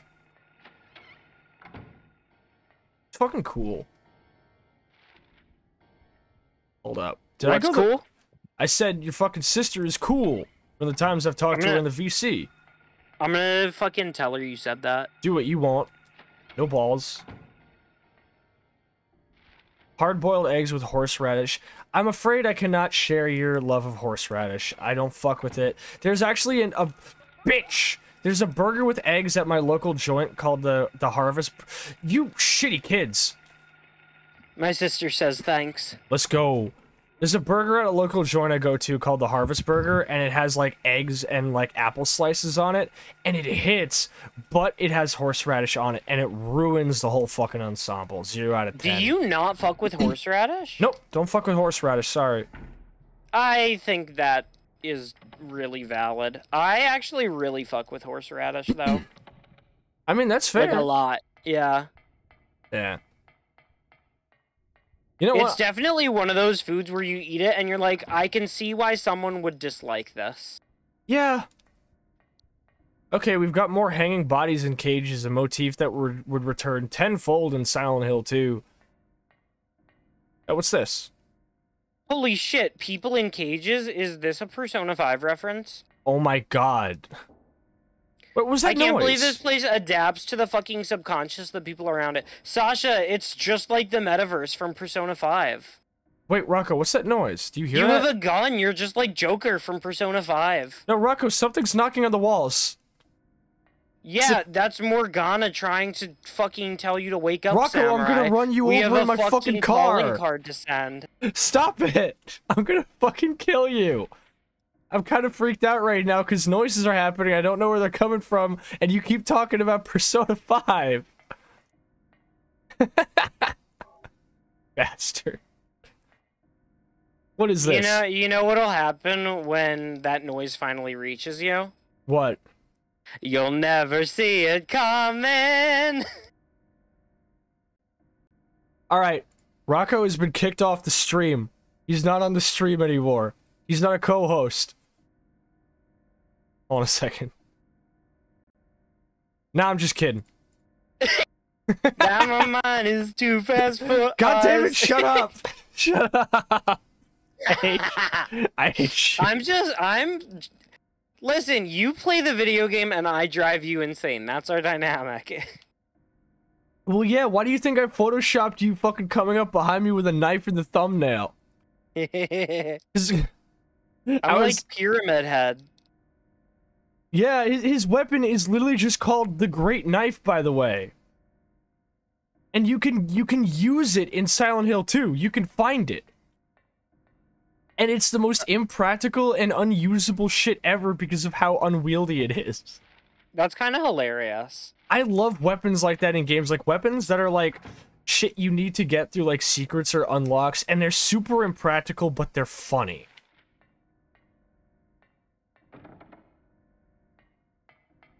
I mean, somebody made a whole fucking game out of those. It's called Dead Rising 2. I want to play a Dead Rising game. That series looks fucking bananas. Honestly, Dead Rising 1, I'd be down to have you on for that sometime because Dead Rising 1 hits. It's so good. I kinda want to play it myself. That's fair. You know the fucking crazy Chocobo song in Final Fantasy? Of course I do. That song, the guy who made that song, his old band called Hostile Groove, one of their songs is in Dead Rising. Fucking epic. Yeah, and it's called Fly Routine. And it plays when you fight this fucking insane grocery store guy who thinks you're there to steal from his store.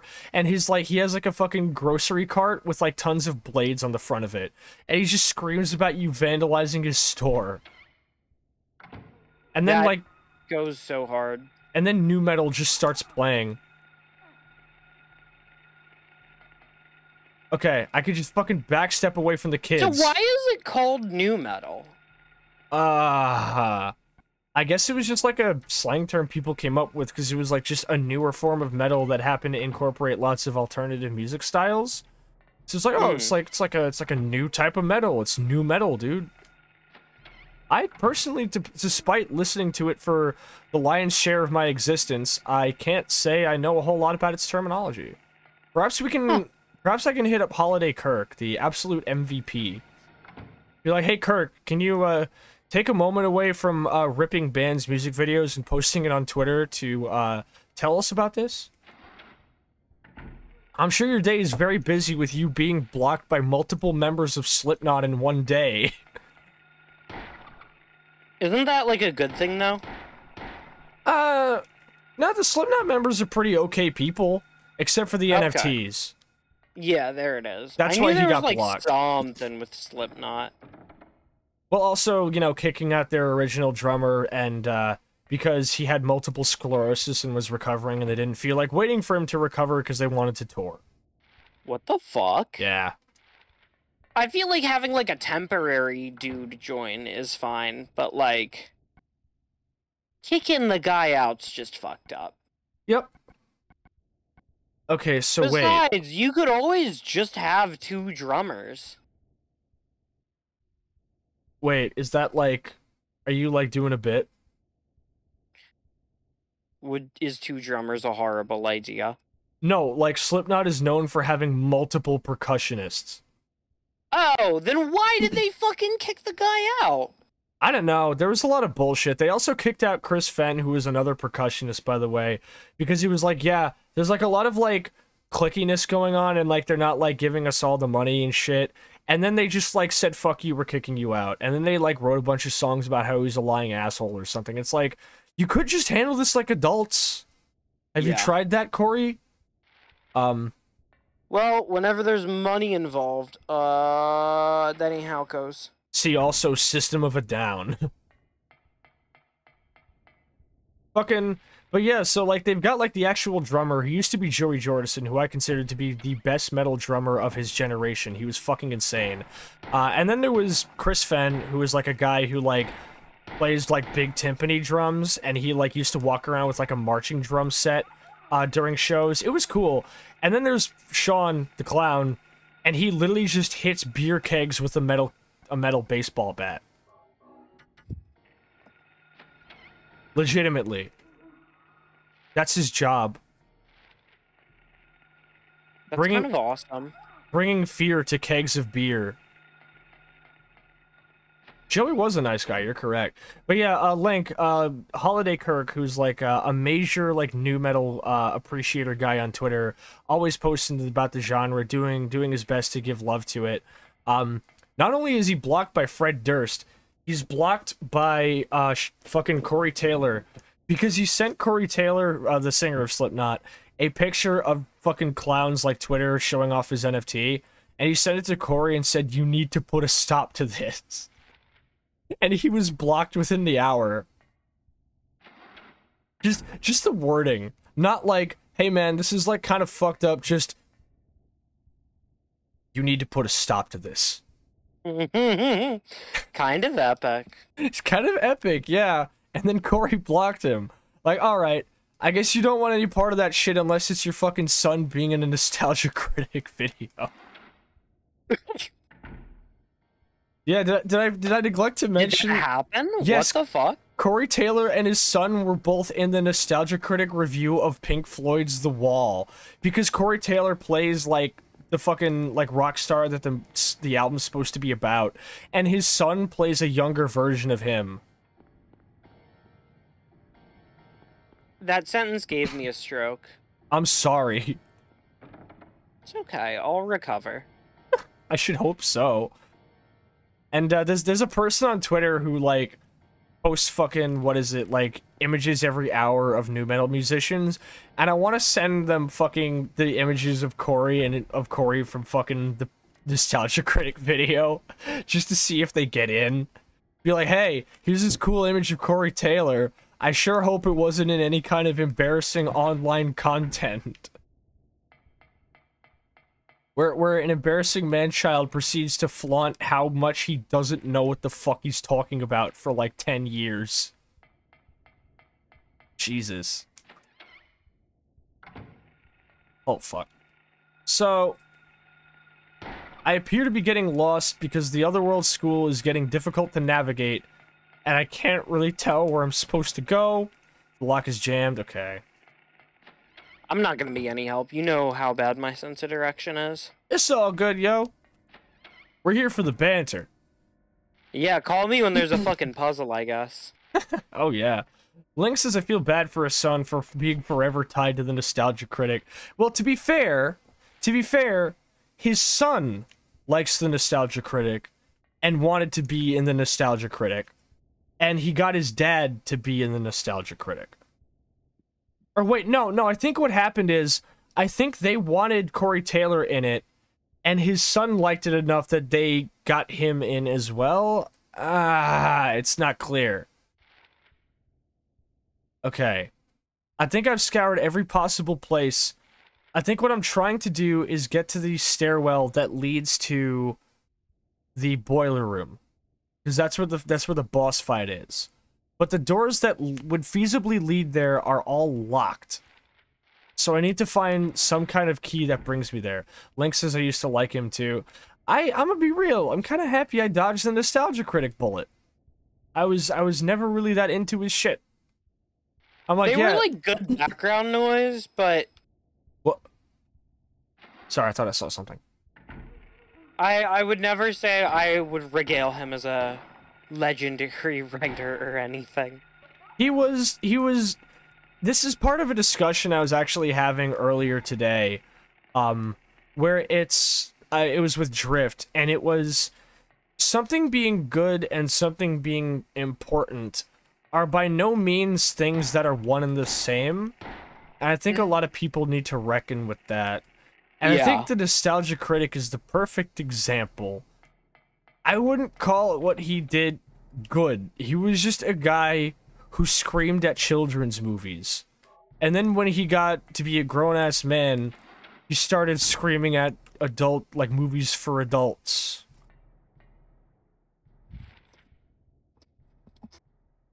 Okay. Let me see if I picked up anything that could help with this. What the fuck is the point of this rubber ball? Hold up. Bounce. I guess so.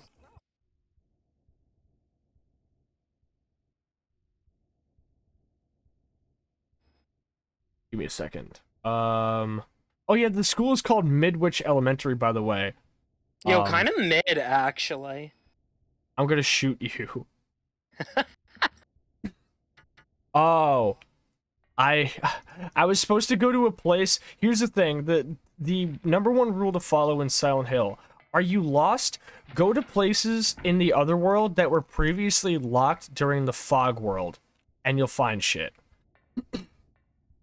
So That makes sense. yeah. I actually made a dark ambient track that I am pretty proud of because all I did was like sample like a hip hop drum beat and then put it through the ringer by time stretching it out to like 10 minutes and then adding tons of like granulizing and reverb effects over it, and it literally sounds like something banging on a wall and some horrible monster screeching the next room over. So I called it Midwich Basement. That's fucking epic. Yeah, I was really proud of it. Always gotta look for, like, unconventional shit. Okay, we gotta go up to the roof. Rummy says, I think it's funny that Corey says Paul and Joey didn't write any lyrics back in the day. Then why does your lyrics sound nowhere near as good as they did in the first 4 albums? Yeah, I don't know, man. I'm not gonna tell Corey how to do his job. He's been through a lot, realistically. Like, I've seen him talk about how his life was up until he was in Slipknot. And he had it fucking rough, dude. Like, I don't know, man. I find it hard to really, like, shit on somebody's, like, creative efforts when I find out that they, like, overdosed and their friends, like, literally left them in a fucking dumpster to die. It's like, all right, maybe they've been through enough. I don't think they should be, like, you know, ruthlessly hounded. Yeah. Okay, there's a drain. A hanging key just out of reach.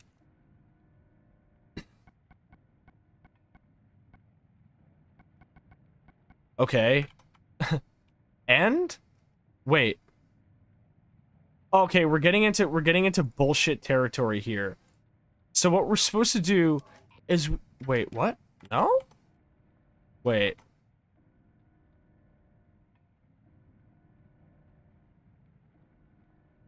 Okay.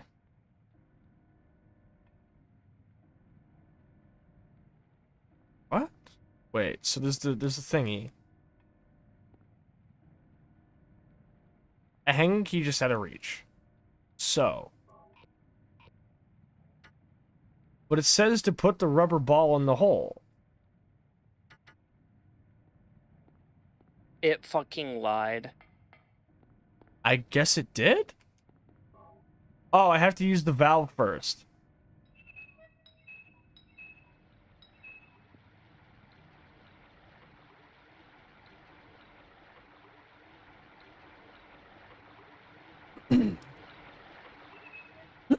It drains into the wrong hole. Yeah, man, that happens to me every fucking Saturday. Every time I fucking shit. Oh, God. Colostomy moment? Or however you pronounce that? Okay, there we go. And you put the ball in this hole, and then you plug it up, and then the water goes to the other drain, and then the water pushes the key down, and it ends up in the courtyard, I think.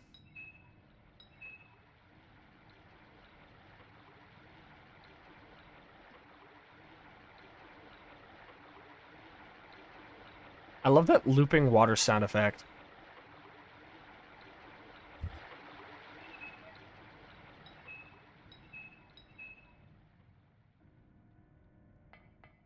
I want to see if we can at least get to the hospital. Before we call it a night. Because that's like... For some reason, the hospital is always where shit pops off in Silent Hill games. It happens in 1, it happens in 2, it happens in 3. I haven't played enough of 4 to know. Link says, my sibling liked Nostalgia Critic and our computers used to be next to each other. Ah. So it was like... You just kind of had to be into it because you had no choice kind of thing? I don't know, man. If I knew I could have gotten, like, mad bank by, like, screaming at Care Bears on the internet when I was a kid, I would have done that shit. So I guess I can't blame him, is what I'm saying. Fucking... A Rocco credit card? God, I still gotta make the Spiral credit card. They said it couldn't be done. I don't know, to be honest, out of all the ones that I've made, the Snebbit card is turning out to be the one that I like the most. That one just, it hits. It has a good name also. It does have a good name. It's like the fucking be-all, end-all. It's the Snebbit card. And also What's I love... not to like? I love pairing it with the fucking picture of Barnacle Boy looking at it. It just says, the Snebbit card. I love this shit where Barnacle Boy looks at a thing and the fucking lasers come out. Yeah! Good meme format. Yeah, and it's just from the Yankee with no brim. Or the game with no flaws. What, Celeste? I can't remember what it was. I think it was just an empty meme format and people posted on Twitter to see what your take was on that. Well, I would say Celeste. Celeste do be kind of slapping. I haven't played it yet, That's what though. I'm saying. I'm disappointed my abilities to double jump haven't manifested yet. What's up with that? You gotta get to you gotta beat chapter 6 of being trans before you can get the secret skill tree. What the fuck is chapter 6? When you get the double jump, stupid ass, that's what I said. Oh my god. I can't believe I expected anything other than that answer from you. God. Honestly, I like having, like, troublemaker people on my stream more, because there's, like, more banter. Yeah. No, I think that it's, like, there's, like, definitely people that I, like, click with better when it comes to, like, being funny on stream. Like, there's people who I fucking love hanging out with, but if you put us in front of, like, multiple dozen people and just fucking asked us to talk, like, we're not gonna fucking put on a show. We're just gonna vibe. Yeah. I mean, vibing is also a mood, but it all depends on what your goal is. Like, if your goal is to vibe, sure, but if it's, like, if it's to have good banter, it's like, perhaps. So it is what it is. Yeah, it's like no matter what, I want to vibe, but when I'm streaming, I want my content to be good. That is the thing I'm actively thinking about. Yeah. And I seem to have a little bit of trouble, at the very least, trying to reconcile where I stand with that. Because on one hand, right, I talked about this with Spiral, and I actually want to see about this. What are the types of content creators you used to really like when you were younger and first getting into, like, watching gaming content and shit? Sequelitis. You know what? I see that. In, like, things like your... Honestly, your kind of, like, art style gives me kind of, like, a little bit of a callback to that kind of thing in a good way. Base? Thank you. And your humor style as well, so it makes a lot of sense. Would you like to take a stab at, like, video game creators that... Like, the video game, like, content creator that I was, like, the most into and still am today? It's, like, my most formidable. Yeah, who? No, I'm saying, like, would you like to take a stab at it? Like, would you like to guess? Oh, I'm gonna take a stab in the dark and say you're a big James Rolfe fan. Funny. That's interesting. I do like some of his videos. I actually watched his Homestuck review for the first time the other day, and I thought it was fantastic. Specifically ended up being really, really, fucking, what is it? Prophetic when he talks about fighting Klansmen that worship the color blue. That was a surprisingly prophetic moment for James, I'll give him that. But, Is that not a thing from Earthbound? What? It is from Earthbound. Okay.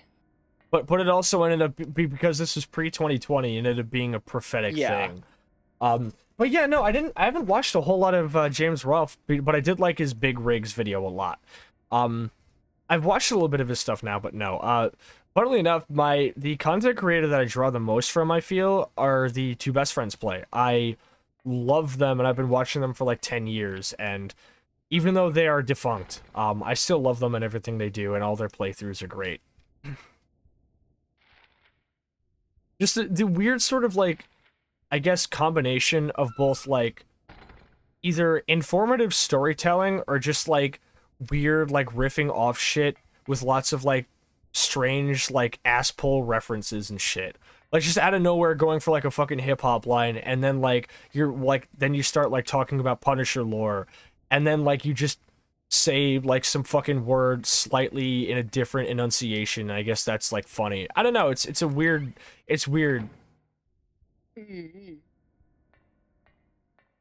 Link says his favorite, or their favorite, is Markiplier. I'm now back into his stuff. Tobuscus PewDiePie, sadly. Game Grumps. Yeah, it's a bit hard to look back at content creators from, like, the early 2010s and successfully be able to say, like, oh, I like this one, and they're not a bad person. Just Tobuscus, PewDiePie, Game Grumps. I don't think Aaron has done anything bad, but then you got JonTron, holy shit, and then there's Dan, who's just kind of like a dickhead. Is he? Yeah, he's apparently had a long-standing record of, like, trying to, like, fucking, like, hit up fans, like, that were of age, by the way, and, being, like, not, like, it was just, like, constantly, like, fucking, like, trying to, like, start relationships with fans, and then completely, like, ghosting them after one night. I mean, I guess it's funny that it fits with, like, his, like, presentation of himself as a ladies' man, but it is weird how that works. But at least Aaron hasn't done anything, I don't think. He just has bad takes all the time. The Two Best Friends Play, or I don't think any of the best friends have ever had anything like that, I don't think. Unless you count, like, watching their fucking Omicron the Nomad Soul playthrough, which was genuinely uncomfortable because they started to get so angry. And as someone who'd been watching them for so long, it's hard to describe, but watching that playthrough felt like hearing my parents fight in the next room. It was like, oh my god. Please stop being mad at each other. Link says my pronouns are he, him. Good shit. Treating them like groupies. There's an extension to fucking add your pronouns on Twitch. So it puts your pronouns next to your name. It's a browser extension, and it's a website where you link it to your account, and for everyone who has the extension, it will fucking say your pronouns. It is, like, pronouns.aleo, which I think is ALEJO, or, like, IO, something like that. Just look up fucking Twitch pronouns extension, and it should do the thingy. Yeah, go look that up. It's very useful. I just don't get a read out of it in OBS. I can help you with that. There is a way to get it to show up in OBS. Okay. And boy, is it fucking helpful. Okay. This is unfortunately very fucking confusing. How do I do this?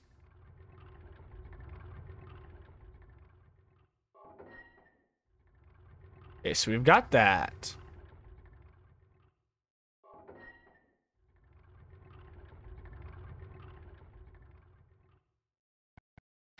Huh? Wooly and Pat still do things. Oh yeah, I know about Castle Super Beast. And Matt and Liam still do things together. They're completely split in half. Yeah. Castle Super Beast is good. I should be checking out their stuff sometime. And I do like Rising Superstar Liam. It's just, you know, I do be missing the good old days, is what I'm saying. Okay, wait, I think I got it. So if I do this, they should both be facing that direction.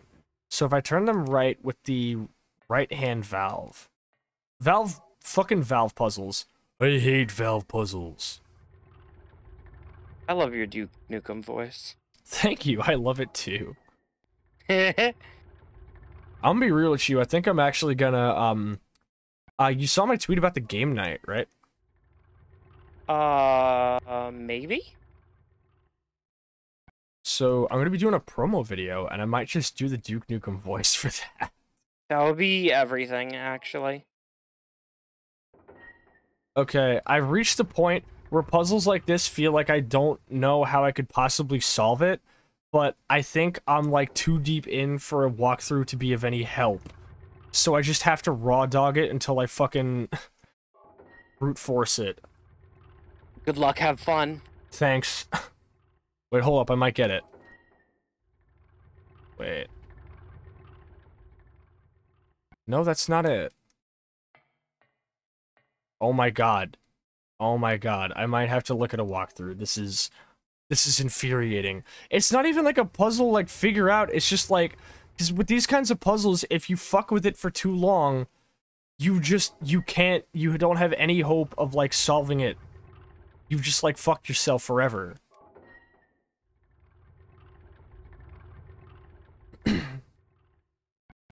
Okay. Wooly gets really mad at people if they ask about them getting back together. Yeah, because, like, they're not friends anymore. Like, I feel like that's just ripping open old wounds from people, like, and people, like, just don't really, like, realize that's disrespectful. It sucks. It's a shitty situation, but it is what it is. I'm happy they're still at least, like, finding respective audiences that they're having fun with regardless.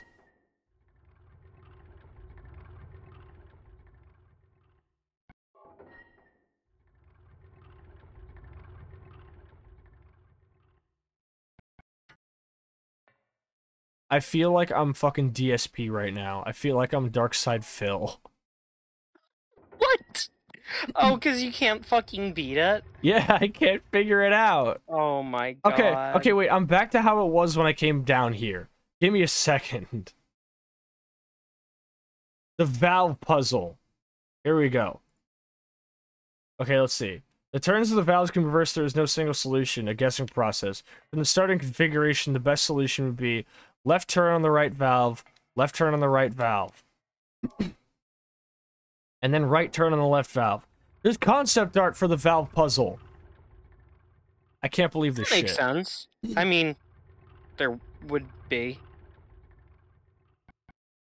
Yeah, this really is a guessing process.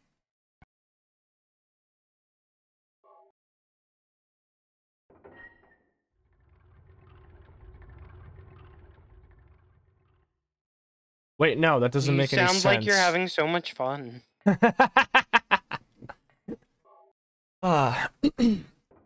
Me, when my favorite game decides to fuck me like this. How many hours did I spend trying to do this when I first played it? Oh my god, wait. No, I thought I had it. Can I, like, leave the room? And it'll be, like, back to how it should be?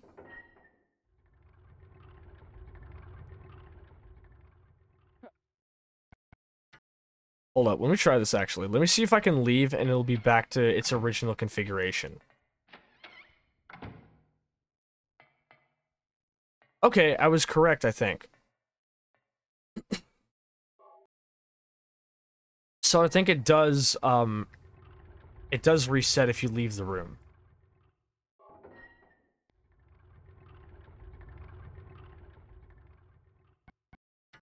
Alright, now, moment of truth.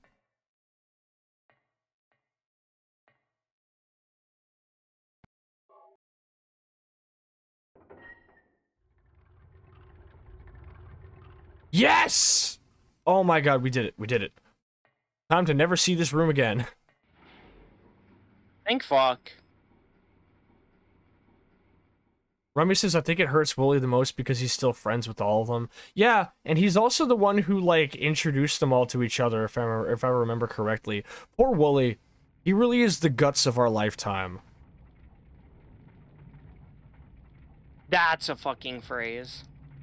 The guts of our lifetime. That could be a really good, like, album, like a concept album. Oh, there's the monster. Here's the split head. Here he is.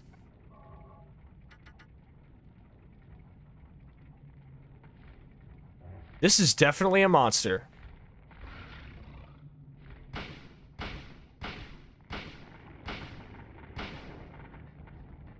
I might have to heal myself. No, I'm good, actually.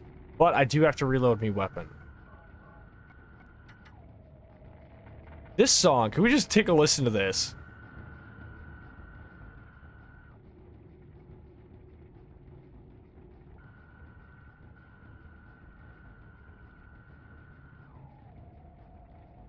It's just a guy making a whistling sound, it sounds like.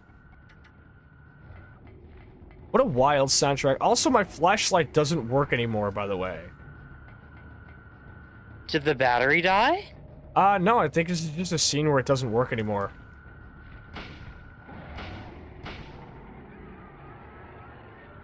Wait, is it already dead? Still so quiet. I'll turn it up a bit. Okay, that was easier than I thought it was gonna be. Alright, that's the boss fight. Silent Hill boss fights be like, who the fuck are you?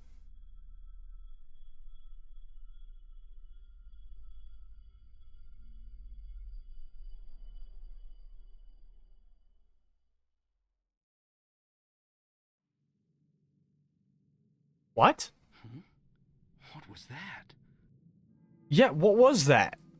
Who in the hell was that? Who in face are you?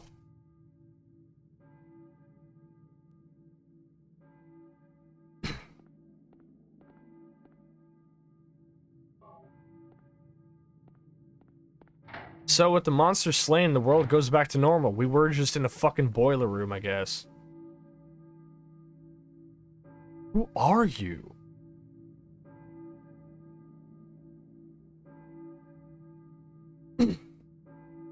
Well, we went to the school and our daughter wasn't there. Cool. Thanks. Fuck you too.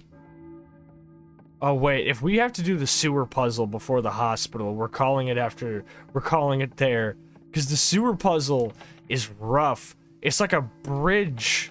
It's a bridge. There's no escape.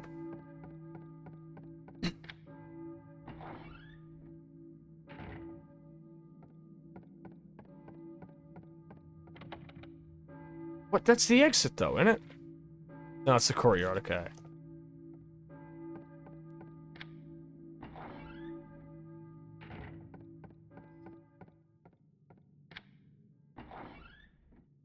It's daytime again. Somehow. I doubt we were in that school for more than like 2 hours, but still snowing also.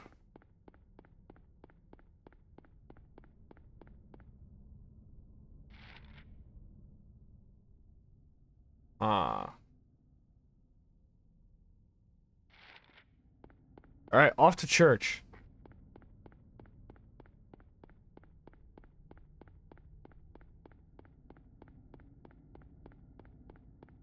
Weird that there's barely any music now. It's just kind of like this weird sort of victory lap we do around Silent Hill. Now that we killed, what, like some fucking weird-ass creature? Oh, the street's blocked off again, huh? Thanks. Wait a sec. Thankfully, even though he pants after you run for too long, it isn't a gameplay mechanic. You can run forever, it doesn't matter. That's just there for, like, you know, detail.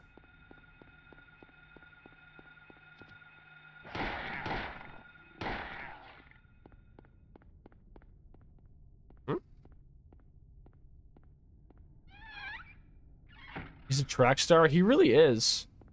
Oh! This is where I came out at night. Right here onto Bradbury Street. I'm Ethan Bradbury! Eh? Oh, I'm Ethan Bradbury! God damn it. Oh god, you just fucking pulled out a huge, deeply buried memory. Man. I was about to bring up the slamming one. I love that that one was so bad they deleted it. Did they? No fucking way. That was the whole reason people made a video on it, was because of the fucking slamming video was like no, so I thought bad. it was because of the fucking the video where they rescue children from a house that they filled with smoke. And Oh my Ethan's God. like fucking whipping, fucking shirtless, whipping his body in the fucking Yeah. smoke machine, hair flipping, Yeah. staring at the camera deadpan. I thought that was fine. Yeah, but then after that, they made like a public prank where they just go to like places, I think, and just yell slamming for like no fucking reason. Yeah. It's because the donuts are that good, haven't you heard? These donuts are slamming. Oh my god. I mean, the rubber. I'm Ethan Bye. To be honest, those people wouldn't have gotten any fame if it wasn't for like Ethan Klein making his video on them. Oh, 1000%. Yeah, there's no fucking question about it. These cars are cool because they're like just regular ass cars and they're not destroyed or anything. In Silent Hill 2, sometimes the monsters hide under them. It's fucked up. They ambush you. Whoa. Oh yeah. That's kind of fucking epic, actually. Right? How am I supposed to get to the Balkan Church? All methods with which I would get there seem to be completely inaccessible. Have you considered just balking there?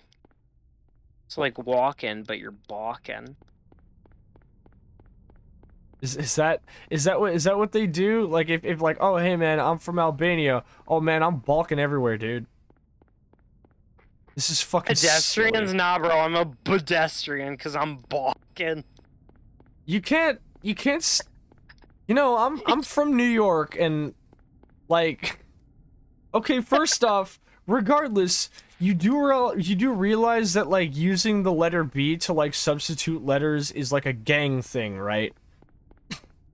I did not realize that. It's when I substitute some shit with the letter B, think of the big red like blood type B. Oh, I know about emoji. the emoji, but it started because the like so like the like a common like sort of thing is like you'll say like, oh, like I'm coolin' if you're like hanging out. But what the Bloods do is they replace the C with a B because Bloods, so they'll say, oh, I'm boolin' instead. Like that's like a blood gang thing. You have explained that to me before. I have, right. What the fuck happened here? Garage door smeared with blood. Snow. I don't know. Oh, Kay Gordon. Oh wait, no, this isn't the place that I came to when I exited the house and it was nighttime. It just looks like it, but it's not.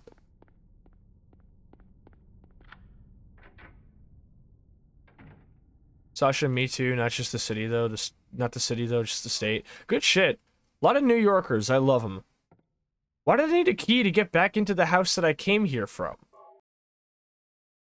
You must have locked it behind you, I guess. Is this even the same house? No, it can't be because it doesn't have the locks and there's new items here. Because wait. Yeah, no. Here's where I am, and the other house I'm thinking of is up here. But the fucking... What? Wisconsin? Damn, Rummy, are you gonna take a Wisconsin death trip? Heyo. It's a new metal album. Oh, okay. I was like, I don't get it. Alright, here I am. Here in my garage. Just came out on 11th Street. You know what I like more than ghosts? Knowledge. Knowledge. Fucking love that shit. Where would we be without some good old-fashioned knowledge? Where is Ty Lopez these days? What's he up to? I'll look it up. Oh. Well, it says he's an entrepreneur on Google, so... Oh, no. Yeah, but that just means snake What oil the salesman. fuck? He has acquired the rights to Radio Shack? What the fuck?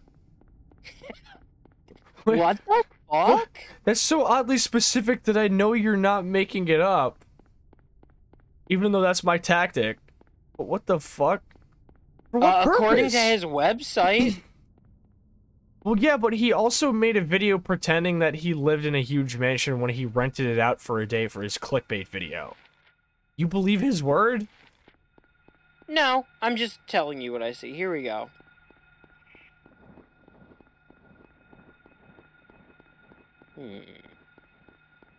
There's no way a self-help guru owns Radio Shack. No, Sen, I'm afraid you're not safe. Apparently now Ty Lopez is cruising your neighborhood in his new Lamborghini that he just bought. And he's trying to sell you knowledge. Good shit. We love that, I guess.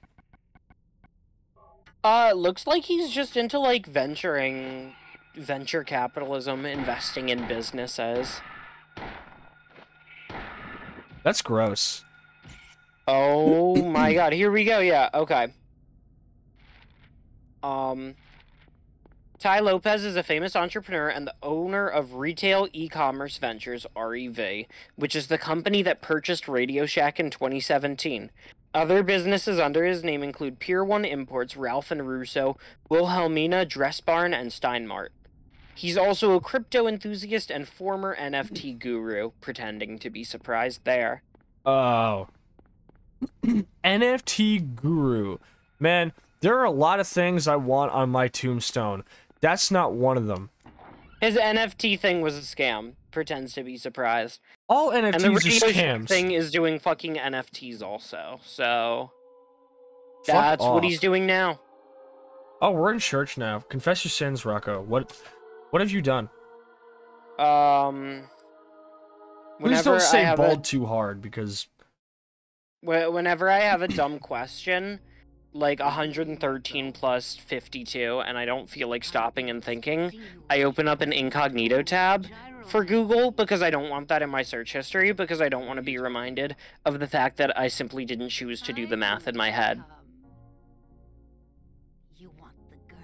I see. Once again, Tarnished. Weird, but not a sin. Public urination? You know something? Tell me. That's a sin? Stay back. I don't know. I Is do it? that I every had to day. pee. To be gained from floundering about at random. You must follow the path. The path hermit concealed by flowers. Murder's fine. What are you talking about? So we can't do that. Here, But flowers what else is a lead to sin? peace. It can break through the walls of darkness. Yeah, I think I'm out. Counteract the wrath of the underworld. Damn. The hell of a Saturday. Flowers will help you. Yeah, fucked up. Make haste to the Here's hospital. Dahlia Gillespie. She's a crackpot. Good for her. Wait. This is also a banging ass song. I'm gonna let us linger for a bit while it plays.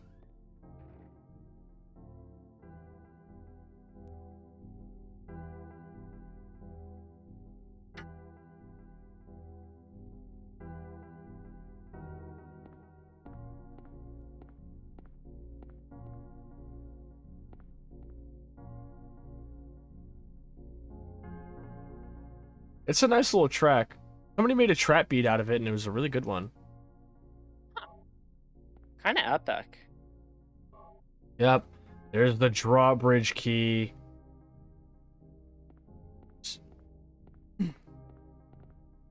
A candle stand. A standal, if you will. Stand users explaining their power. I need to get a clip of you, like, showing off, like, from one of your streams where you're, like, talking about your, Leorin board and your fucking, Stream Deck setup, and just title it, Stand Users Explaining Their Stand Power. I don't have Leorin board. Right. That's That's what for Jet people. uses. That's for people who don't own Stream Decks. like me. But I don't know how to use Fucked up. it. I'm sure you could ask Jet or some shit. Indeed, he's been extremely helpful with figuring out Mix It Up. I helped Patch with some shit in OBS the other day, and that was fun. Based? Uh-huh. I want to figure out if there's a way to turn a source into, like, a solid color, because there's a really cool effect I'd be able to do if I could figure out how to do that. Like, a moving source. Oh, Patch and I were trying to figure that out, and I don't think we have cracked the code. yeah, I think I know what it was going to be for. I'm not going to say it, obviously, but it looked really cool. Yeah. Someday. Indeed. I wouldn't be surprised if there was, like, a fucking plugin or something for it. Yeah. OBS's usage of plugins is extremely useful. I mean, it's how I got my fucking current control setup for it, and it's really nice. I like it. Except for Control when setup? yeah, like with my keyboard, like my music keyboard that I use to control OBS. Yeah. Alright, here we are. The drawbridge is up. And They if we- really made you walk for like 20 seconds straight and for nothing. yeah, fucked welcome to Silent Hill, motherfucker. Yeah, huh? Welcome to survival horror in general. You can see why this genre hasn't clicked with me yet. That's fair. I'm just somebody who, like, if the atmosphere is good, I'll fucking put up with anything. Just look at my favorite game of all time. Alright. Where's the control Fair. for this shit? Is it bad that I had to take a second and go, what's your favorite game? And then I fucking remembered. Well, I mean, yeah, it's fine. Because I'm, like, one of many, many people that you know and talk to, so, like, managing, like, your knowledge of everybody, especially in these times, is becoming increasingly difficult. Like, so I've had people hit me up and say, hey, how are you doing? And I'm like, listen, I promise you, I'm not being disingenuous. I have no memory of how I met you or who you are. Could you please Holy remind shit. me? Yeah. Well, the human mind wasn't fucking designed to fucking know this many different human people. Yeah! Oh. Was it this simple?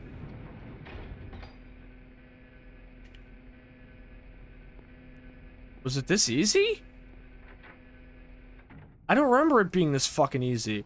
Something's not right. What's up with this music?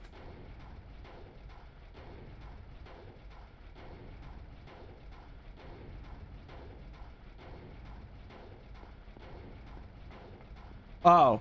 I thought we were gonna have to do a whole ass puzzle for this shit.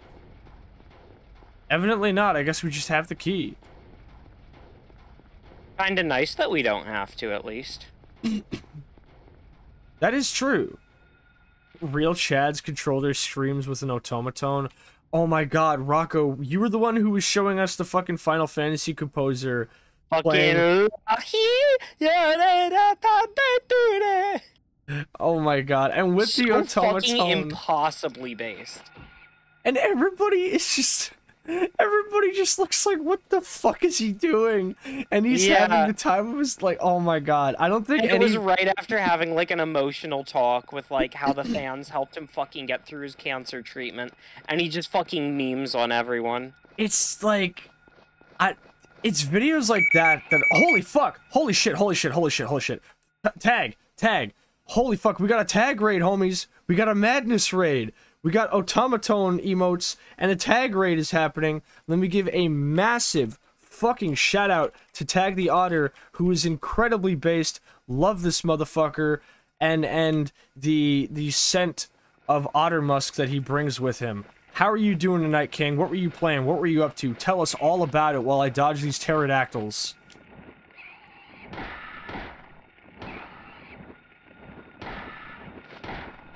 I promise this isn't Dino Crisis, this is Silent Hill. It's Dino Crisis. Don't listen to her. Don't listen to her. It's Dino Crisis. Oh. We're playing Dino Crisis. There's dinos. There's a crisis. Playing Elden Ring, doing the Griffith run? Oh, impossibly based. Impossible. Got madness stuff? What the fuck is that? Tell me about it. Let's be real. Are you really doing a Griffith run if you're not playing co-op with someone else and they end up having to cut off their own arm? Oh, good shit, Raiders, because y'all came in for my favorite part of the game. Alchemilla Hospital. Oh shit. What the dog doing? What the dog doing? What the dog doing? I say that every time I see a dog at work, by the way. Really? That's fucking... You get to see dogs at work? Yeah. People bring their That's so dogs epic. in. Wait, why can't I turn... The flashlight, I can't turn it back on. Yeah, what the fuck? Technically, any friend I summon, I then have to duel and beat before I can... What? The fuck was that? I'm gonna guess Griffith rule sets. Yeah. No, I'm saying, like, what the fuck was that noise I just heard? Oh. Good luck. I don't like not having flashlight batteries. Hold up, this has to be a bug or something. I don't remember this. Cry about it. Oh my god, go fuck yourself. Cry about it. Hold up.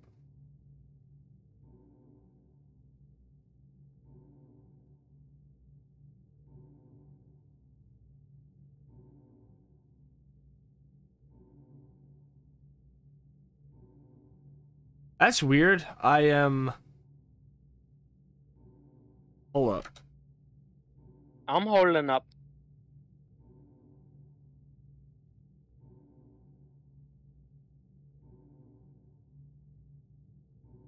This is strange. Why isn't the flashlight working?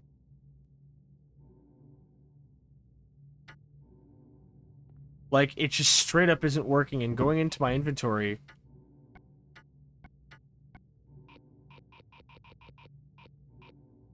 Huh? Hold up, I've got an idea.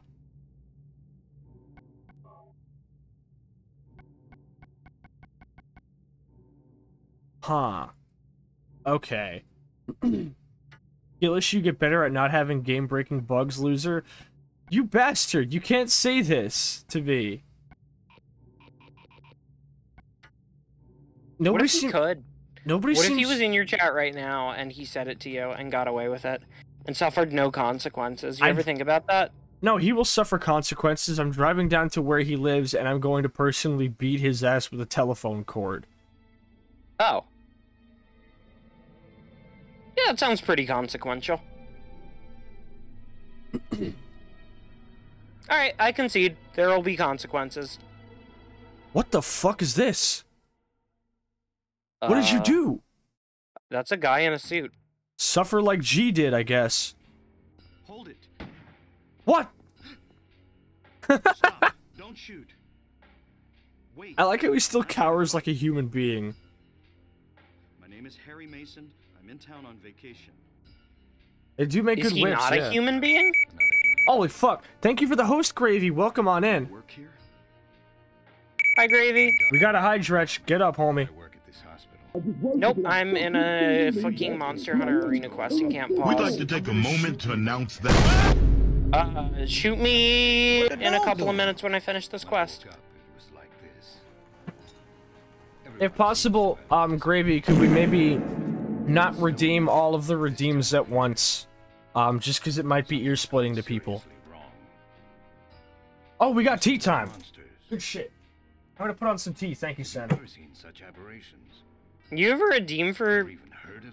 That's kind of based, actually. Yeah. That's why I got a tea kettle at my bedside. Hey, Drift.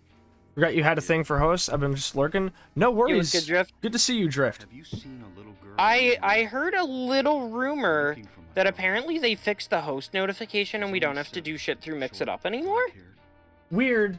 But I'm gonna be doing it anyway, because this is how I got it set up. Yeah, same. Big if true, but like... I spent too long setting it up like this to just not have it like this.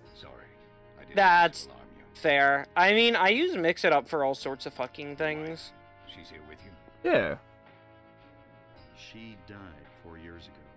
I'm so glad that, like, I finally have it as a force of habit that, I see. like, I couldn't tell you the last time I forgot to open up Mix It Up before OBS. Better be going. I can't just sit around here doing I nothing. think something that I have So done long.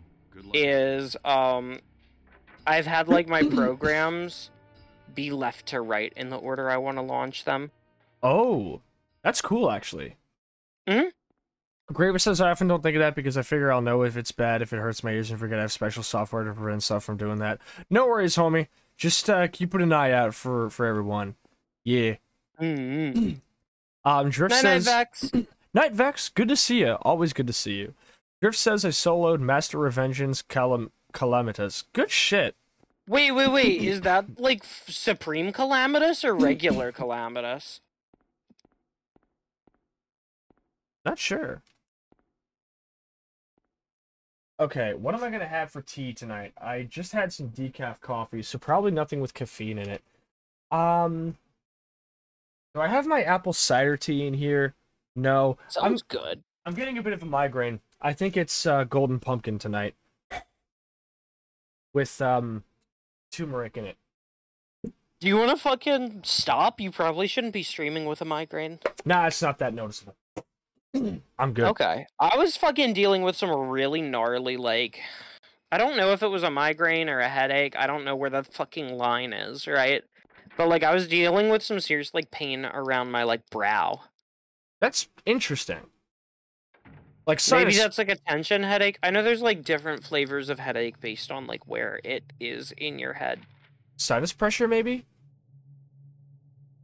An article's been clipped out. Fucking probably, knowing how allergic I am to everything, actually. Did I forget to grab a map of the hospital? I think I forgot to... Okay, also, I've learned that the flashlight isn't broken. I just can't turn it on unless I'm in specific places where it's supposed to be really, like, you know, dark. So... Okay, I'm going to immediately backtrack to the main lobby until I can find the map. Unless the map isn't supposed to be here. No, here it is. Cluster migraine? It's Cluster? like around my brow and nose when I get it. It's symmetrical, though, is the thing. Whereas cluster headache doesn't seem to be. Aren't cluster migraines banned by the Geneva Conventions? Oh, I just looked at a diagram. It was 10 million% a sinus headache. Ah. Yeah, above the eyes, the cheekbones, the sides of my nose. It was 100% sinus. Alright. What the fuck is this in the wall here? No wonder fucking, like, generic allergy medicine made it better. Oh my god, the way this is pixelated looks kind of spooky, actually. Well, here we are in the hospital waiting room, I guess. I've secured a map. Alright, there's one more room I didn't try yet.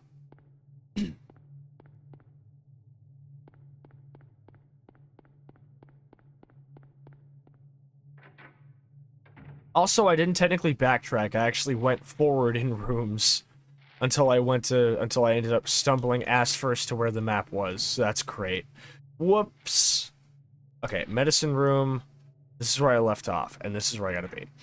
Remy says, funny story. My dad let me rent this game when I was 8, and fuck, I never seen my mom so angry in my life. What for?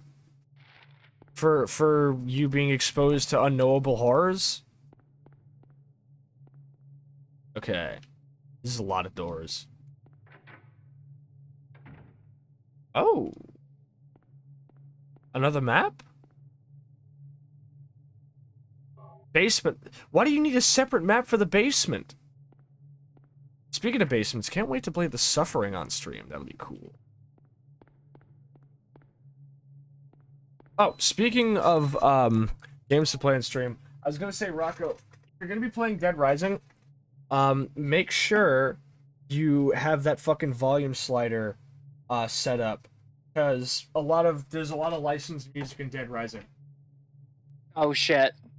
There, some of the boss fights have it, like Like fucking, what is it? The boss fight with Steven, the one I told you about with Hostile Groove.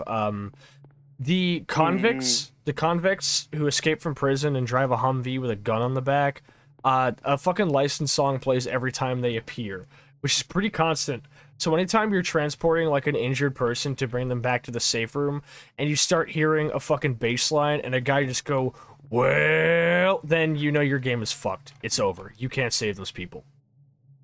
Tag says The Suffering? Holy fuck, I remember that game. Yeah, it's a cool little game. It's a cool little game about prisons and capital punishment, which is a pretty good subject to make a horror game out of, I feel. And they did it pretty well there. She was kind of strict about mature-rated video games. She shit unedited music, too. That's fair. The first time, I remember tricking my dad into buying me Saints Row 2, and as soon as he heard a character in the game say, let's make some fucking bodies in, like, the first 5 minutes, he immediately took it out of my Xbox, and I'm like, you know what? That's fair. And then eventually he just gave up and said, man, I don't care anymore. And that's You just kept trying to play it? No, I didn't keep trying to play it. I guess, like, he gave it an hour. He probably must have figured I've probably, like, heard worse things in school. Oh. And that's how I grew up to be a VTuber. Graver says, my parents brought me GTA 2 when I was 6 because it looked like a racing game. Oh my god. Oh, no. My mom worked at a video game store, so she knew. Oh my god, Rummy, that's wild. What? Oh, fuck. What happened here? A glass vial. Smashed on purpose. But it's not blood, is it? Might be. For some reason, I doubt that it could be blood. Let's move on. There's more to see in this hospital. Okay. Funnily enough, this isn't the only hospital in Silent Hill for some reason. There's also the Brookhaven Silent Hospital. Brookhaven Hospital, which appears in Silent Hill 2 and 3, the map being almost completely unchanged. Also, due to bad translation, the sign outside the front of it says Blookhaven. So I guess that's where Napstablook just hangs out or something. It's like a little haven. Yeah, a little haven for blooks. Kinda epic. What the fuck is that? Oh, fuck. Flashlight's on. Oh, it's a bug. What? Bugs! There's a lot of bugs in this basement. Top That's like 10. a giant cockroach. Yep. Top 10 least surprising things said by an American. Also, these bugs tank a gunshot. That's fucked up. You know what they call giant cockroaches? What? Magnums. I'm really upset that I can't do the I kicked Rocco from the stream bit again. I had a feeling that's where you were gonna go with it. But I didn't. What are these? In-house generator powers elevators, ICUs, and operating rooms only. I'm pretty sure if I press that switch, some shit's gonna go down. Well, fucking press it. No, I want to explore the rest of the rooms first. Fucking press it. I'm gonna coward. kill you. I'm gonna kill you. Hold on, let me Coward. try the other doors first. Fine. None of the doors work. I have to press it. You're lucky I'm not sitting next to you, or I'd grab the controller and hit the switch just to make your life work. Oh my god, an IRL stream with Rocco would be a fucking nightmare. I'd be playing this game fucking still spooked out of my mind, and you'd probably start like fucking making noises in my ear or like doing hand motions to freak me out. Yeah, I would like try to scare you. I'd stick the microphone in my mouth. I mean, like, I do that to people. Every time I play Amnesia with someone, I trick them into going up to a pile of rubble that triggers an enemy to spawn behind them and then disappear, just to scare them. What is that noise? Cool. I'll keep that in mind if I ever play Amnesia and you start giving me advice. I also, every time I play Resident Evil with someone, I tell them to shoot the water outside the dock right before you fight Del Lago. because if you shoot the water enough times, it makes Del Lago jump out and instantly eat you, and there's nothing you can do. Epic? Yeah, and every time I do it, people start getting scared, and I'm like, I hope you saved. At least there's no quiz show in this elevator. Not like the other Silent Hill game. The other one has a fucking quiz show in an elevator? Yes, and it quizzes you on things that you would only know from newspaper clippings if you look around. That's kind of awful. Not to mention, I kind of fucking hate that. Not to mention the newspaper clippings are about, funnily enough, something that would end up being the main plot of Silent Hill 4. Huh. Which is a horrible serial killer. Okay, so the elevator works. Epic. But maybe I should check out the stairs. Me when I check out the stairs. Oh, I can't check out the stairs. They're, like, literally inaccessible. Remy says I got scared by Goosebumps, and I think that was the last thing to actually scare me with media. Even at 8, this didn't scare me. Honestly, that's fair. We all have weird, like, places where we draw the line. I, weirdly enough, started having nightmares because of a fucking, game, like an obscure arcade racing game I played one time that, like, was like a weird, like, first responder racing game where you could play as, like, fire trucks or ambulances or whatever. Whoa. I don't know. It was cool, yeah, but you just gotta, like, get to the time limit on time. That sounds like something kind of stressful and heavy for a kid to, like, think about, though. Yeah. But it wasn't that, it was the fact that when you drive the ambulance, fucking the person who's in the back of the ambulance on a gurney sometimes falls out if you use the boost command.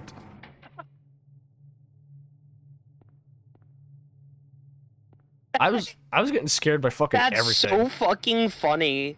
Because they actively made the decision to make that a feature. Yes, they did. That's so epic. Lock is Jan. Okay, floor 2 is a wash. I'd probably just laugh at that. Yeah, but I was a kid who was also very, like, noticeably, like, sensitive to, like, weird, horrifying shit like that. It was weird. Like, even, like, watching certain movies that were, like, made for, like, families, certain scenes would stress me to the point of, like, being inconsolable. So it's weird. I'm just kind of one of those people who's had, like, a complete, like, 180 in terms of personality, where here I am, like, in the dark, playing a game that's used to scare me on a TV, now wearing headphones, and I play horror games all the fucking time. So, I don't know, sometimes people just be changing. What was the point of fixing the elevator if all the fucking doors is locked? Fuck you. I mean, you say that, but that was probably the point. What? Wait. Rocco? People, was there always a 4th floor button?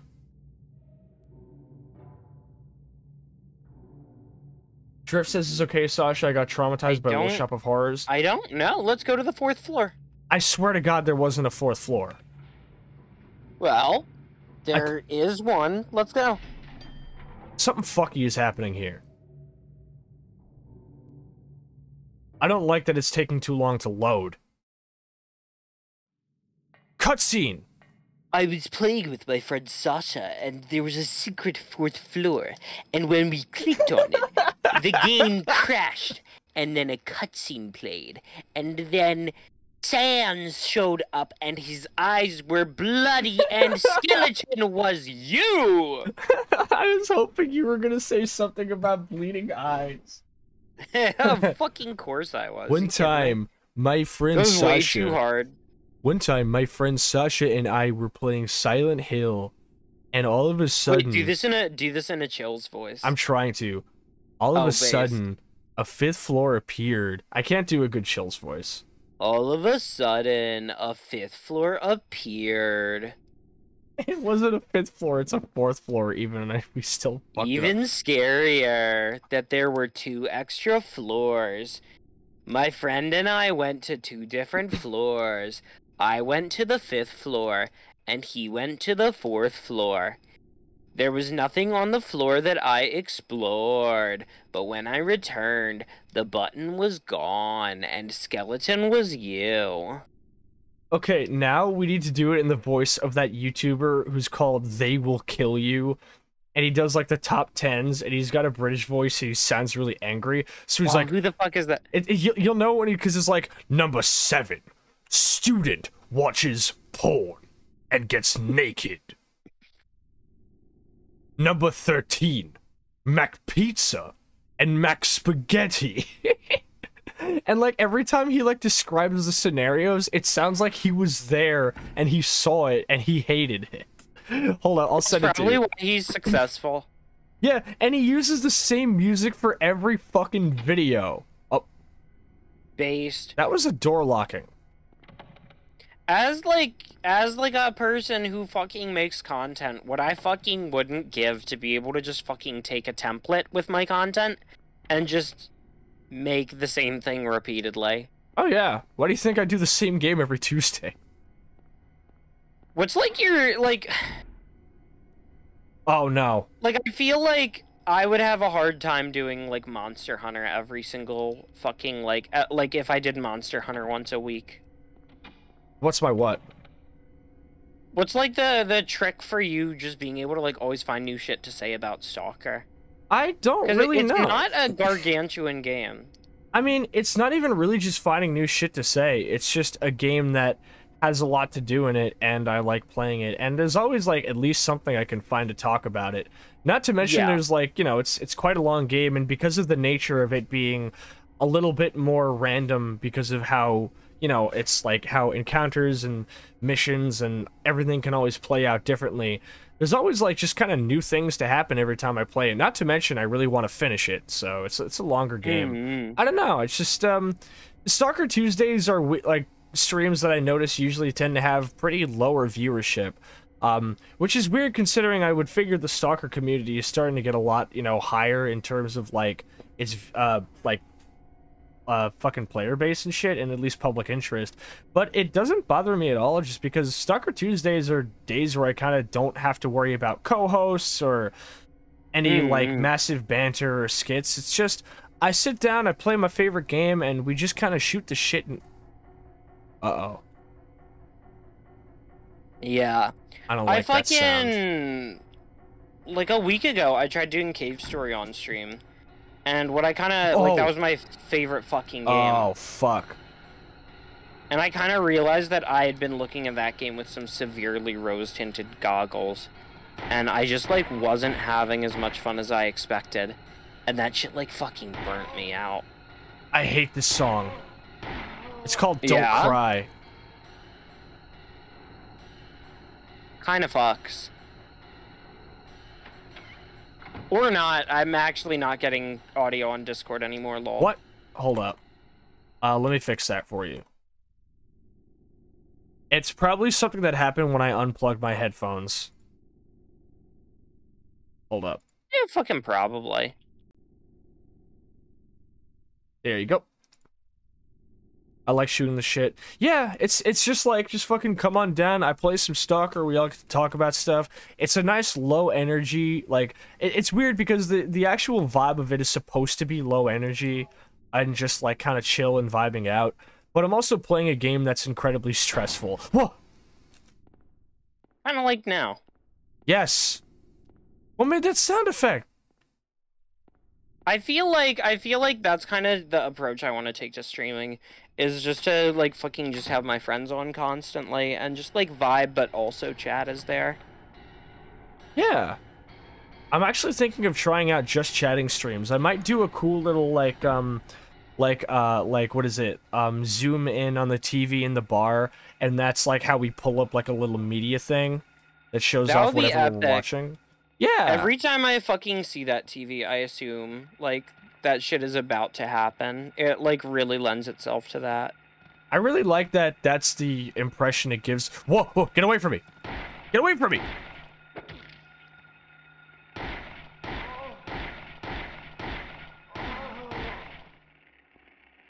Holy fuck. I like that that's the impression it gives, because like I've kind of said before, I kind of like the idea of my, like, streams with the whole, like, noise folk music and thing to feel like kind of like a place that's supposed to be comfy but still kind of feels off. Like a Lynchian little place.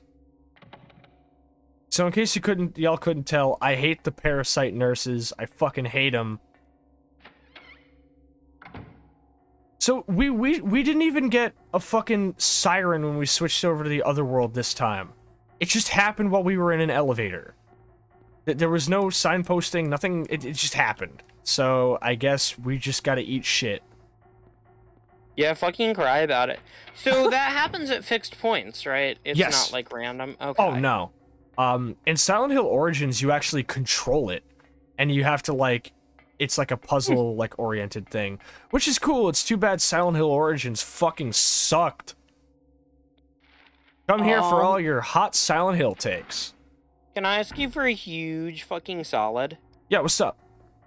When you find a natural stopping point, can we start winding down? Yeah, actually, I think as soon as I Thank find a you. save point, let's do that. I was totally thinking of that too. Yup, I am running out of energy. Same.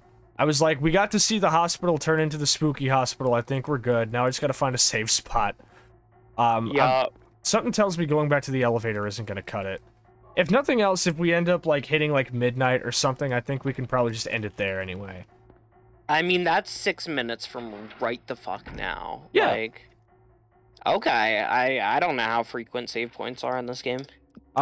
Usually the save points are only ever in one room per building or area, and you just kind of have to backtrack to them. But I don't think we've encountered one since the hospital switched over, have we? Not like it would tell me. Yeah, my brain's been too fried to fucking keep track of that shit. Oh no, I didn't say you, the game. I said like it. I wouldn't expect you to like keep track of that. In fact, I feel the headache getting a little bit rougher. How about, oh, hold on, if one of these rooms doesn't have it, wait, does it? Well, I'll be fucked. Here it is. Let's go. Ain't that some fucking shit? Me when I'm in a hospital and I can't find the notepad. Hashtag millennial problems. Room 302. Alright. Let's head on down to the bar and wrap this shit up, homies. Boom. So, that was Silent Hill. What do you think of it? It seems like it's actually aged pretty gracefully. I thought it was going to be like this clunky, miserable looking game. To be fair, like, you weren't the one playing I honestly it. think I'd rather play Silent Hill 1 than Resident Evil 7. Yeah, Silent Hill is a pretty, like I've said, the main thing is just that like Resident Evil still has like the Resident Evil thing, so it's a little bit more difficult. It requires item management. It's like that. Which is like not what I fucking want in a horror game at all. Totally fair. Hold on a second. I need to. Why can't I click on anything?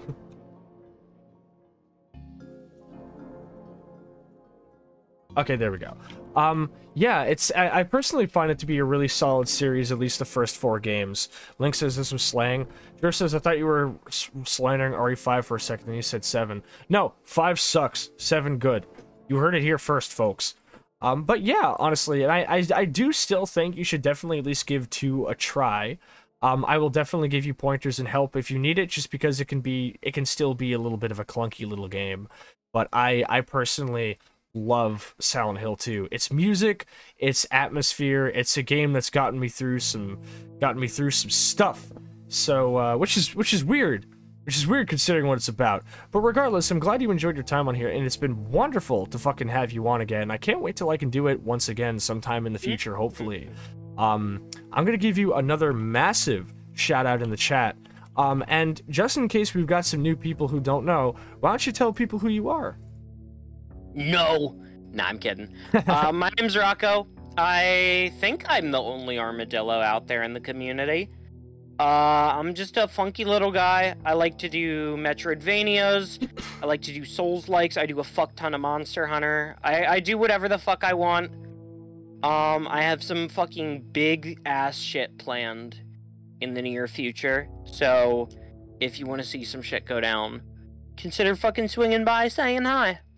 You know me, I am a big aficionado of shit going down, and I can't wait to see that. Yeah, I'm a big gravity enjoyer myself. For real, You for know? real. You just like me. Yeah. Alright. So, I'm going to mute myself in the call, and I am going to wrap up the stream and find us a raid. Thank you again so much, Rocco, and I hope to say goodnight to everybody. Good night, everyone. Thanks for hanging out with us. Yeah! You the best, homie. No, you. All right, I'll catch you shortly. So, that has been a good fucking stream. I had a great time. I have already found us our raid target. We are going to be raiding Sen, who was running up in our chat recently, and right now he's going to be playing Jump King and doing karaoke. That's wild. We're going to raid that motherfucker, and I know what our raid message is going to be. Y'all saw what it was. Fuck chicken sandwich. Here's your raid message. It's right there in the chat. Fuck chicken sandwich. Make sure to copy paste that shit. Alright? You don't forget, homies, don't forget. Twitter.com/TooMuchSasha, Twitch.tv/TooMuchSasha. Links in my About section. YouTube for Twitch VODs, all that shit. Stalker screenshots, you name it. Expect me on Sunday, where me and a friend are going to be listening through Blessed by the Burn by Left Behind for its 5-year fucking anniversary. 1 month from today, I'm going to be hosting a Call of Duty 4 game night where viewers can come on in and kick my ass in Call of Duty 4, along with plenty of other friends in the community. It's going to be some baller-ass shit. You want to fucking follow this channel and you want to fucking keep your ears to the ground because we've got tons of fun shit in store. Thank you all so much for showing up. I love y'all. It's been a wonderful night, and thank you so much, Tag, for the raid. You're a king. Womp. Alright, we're gonna run up in Sen's chat now. Make sure you all fucking follow his rules. Be nice, don't be a fucking weirdo. Alright? And I can't wait to see you all there. Have a good night, homies.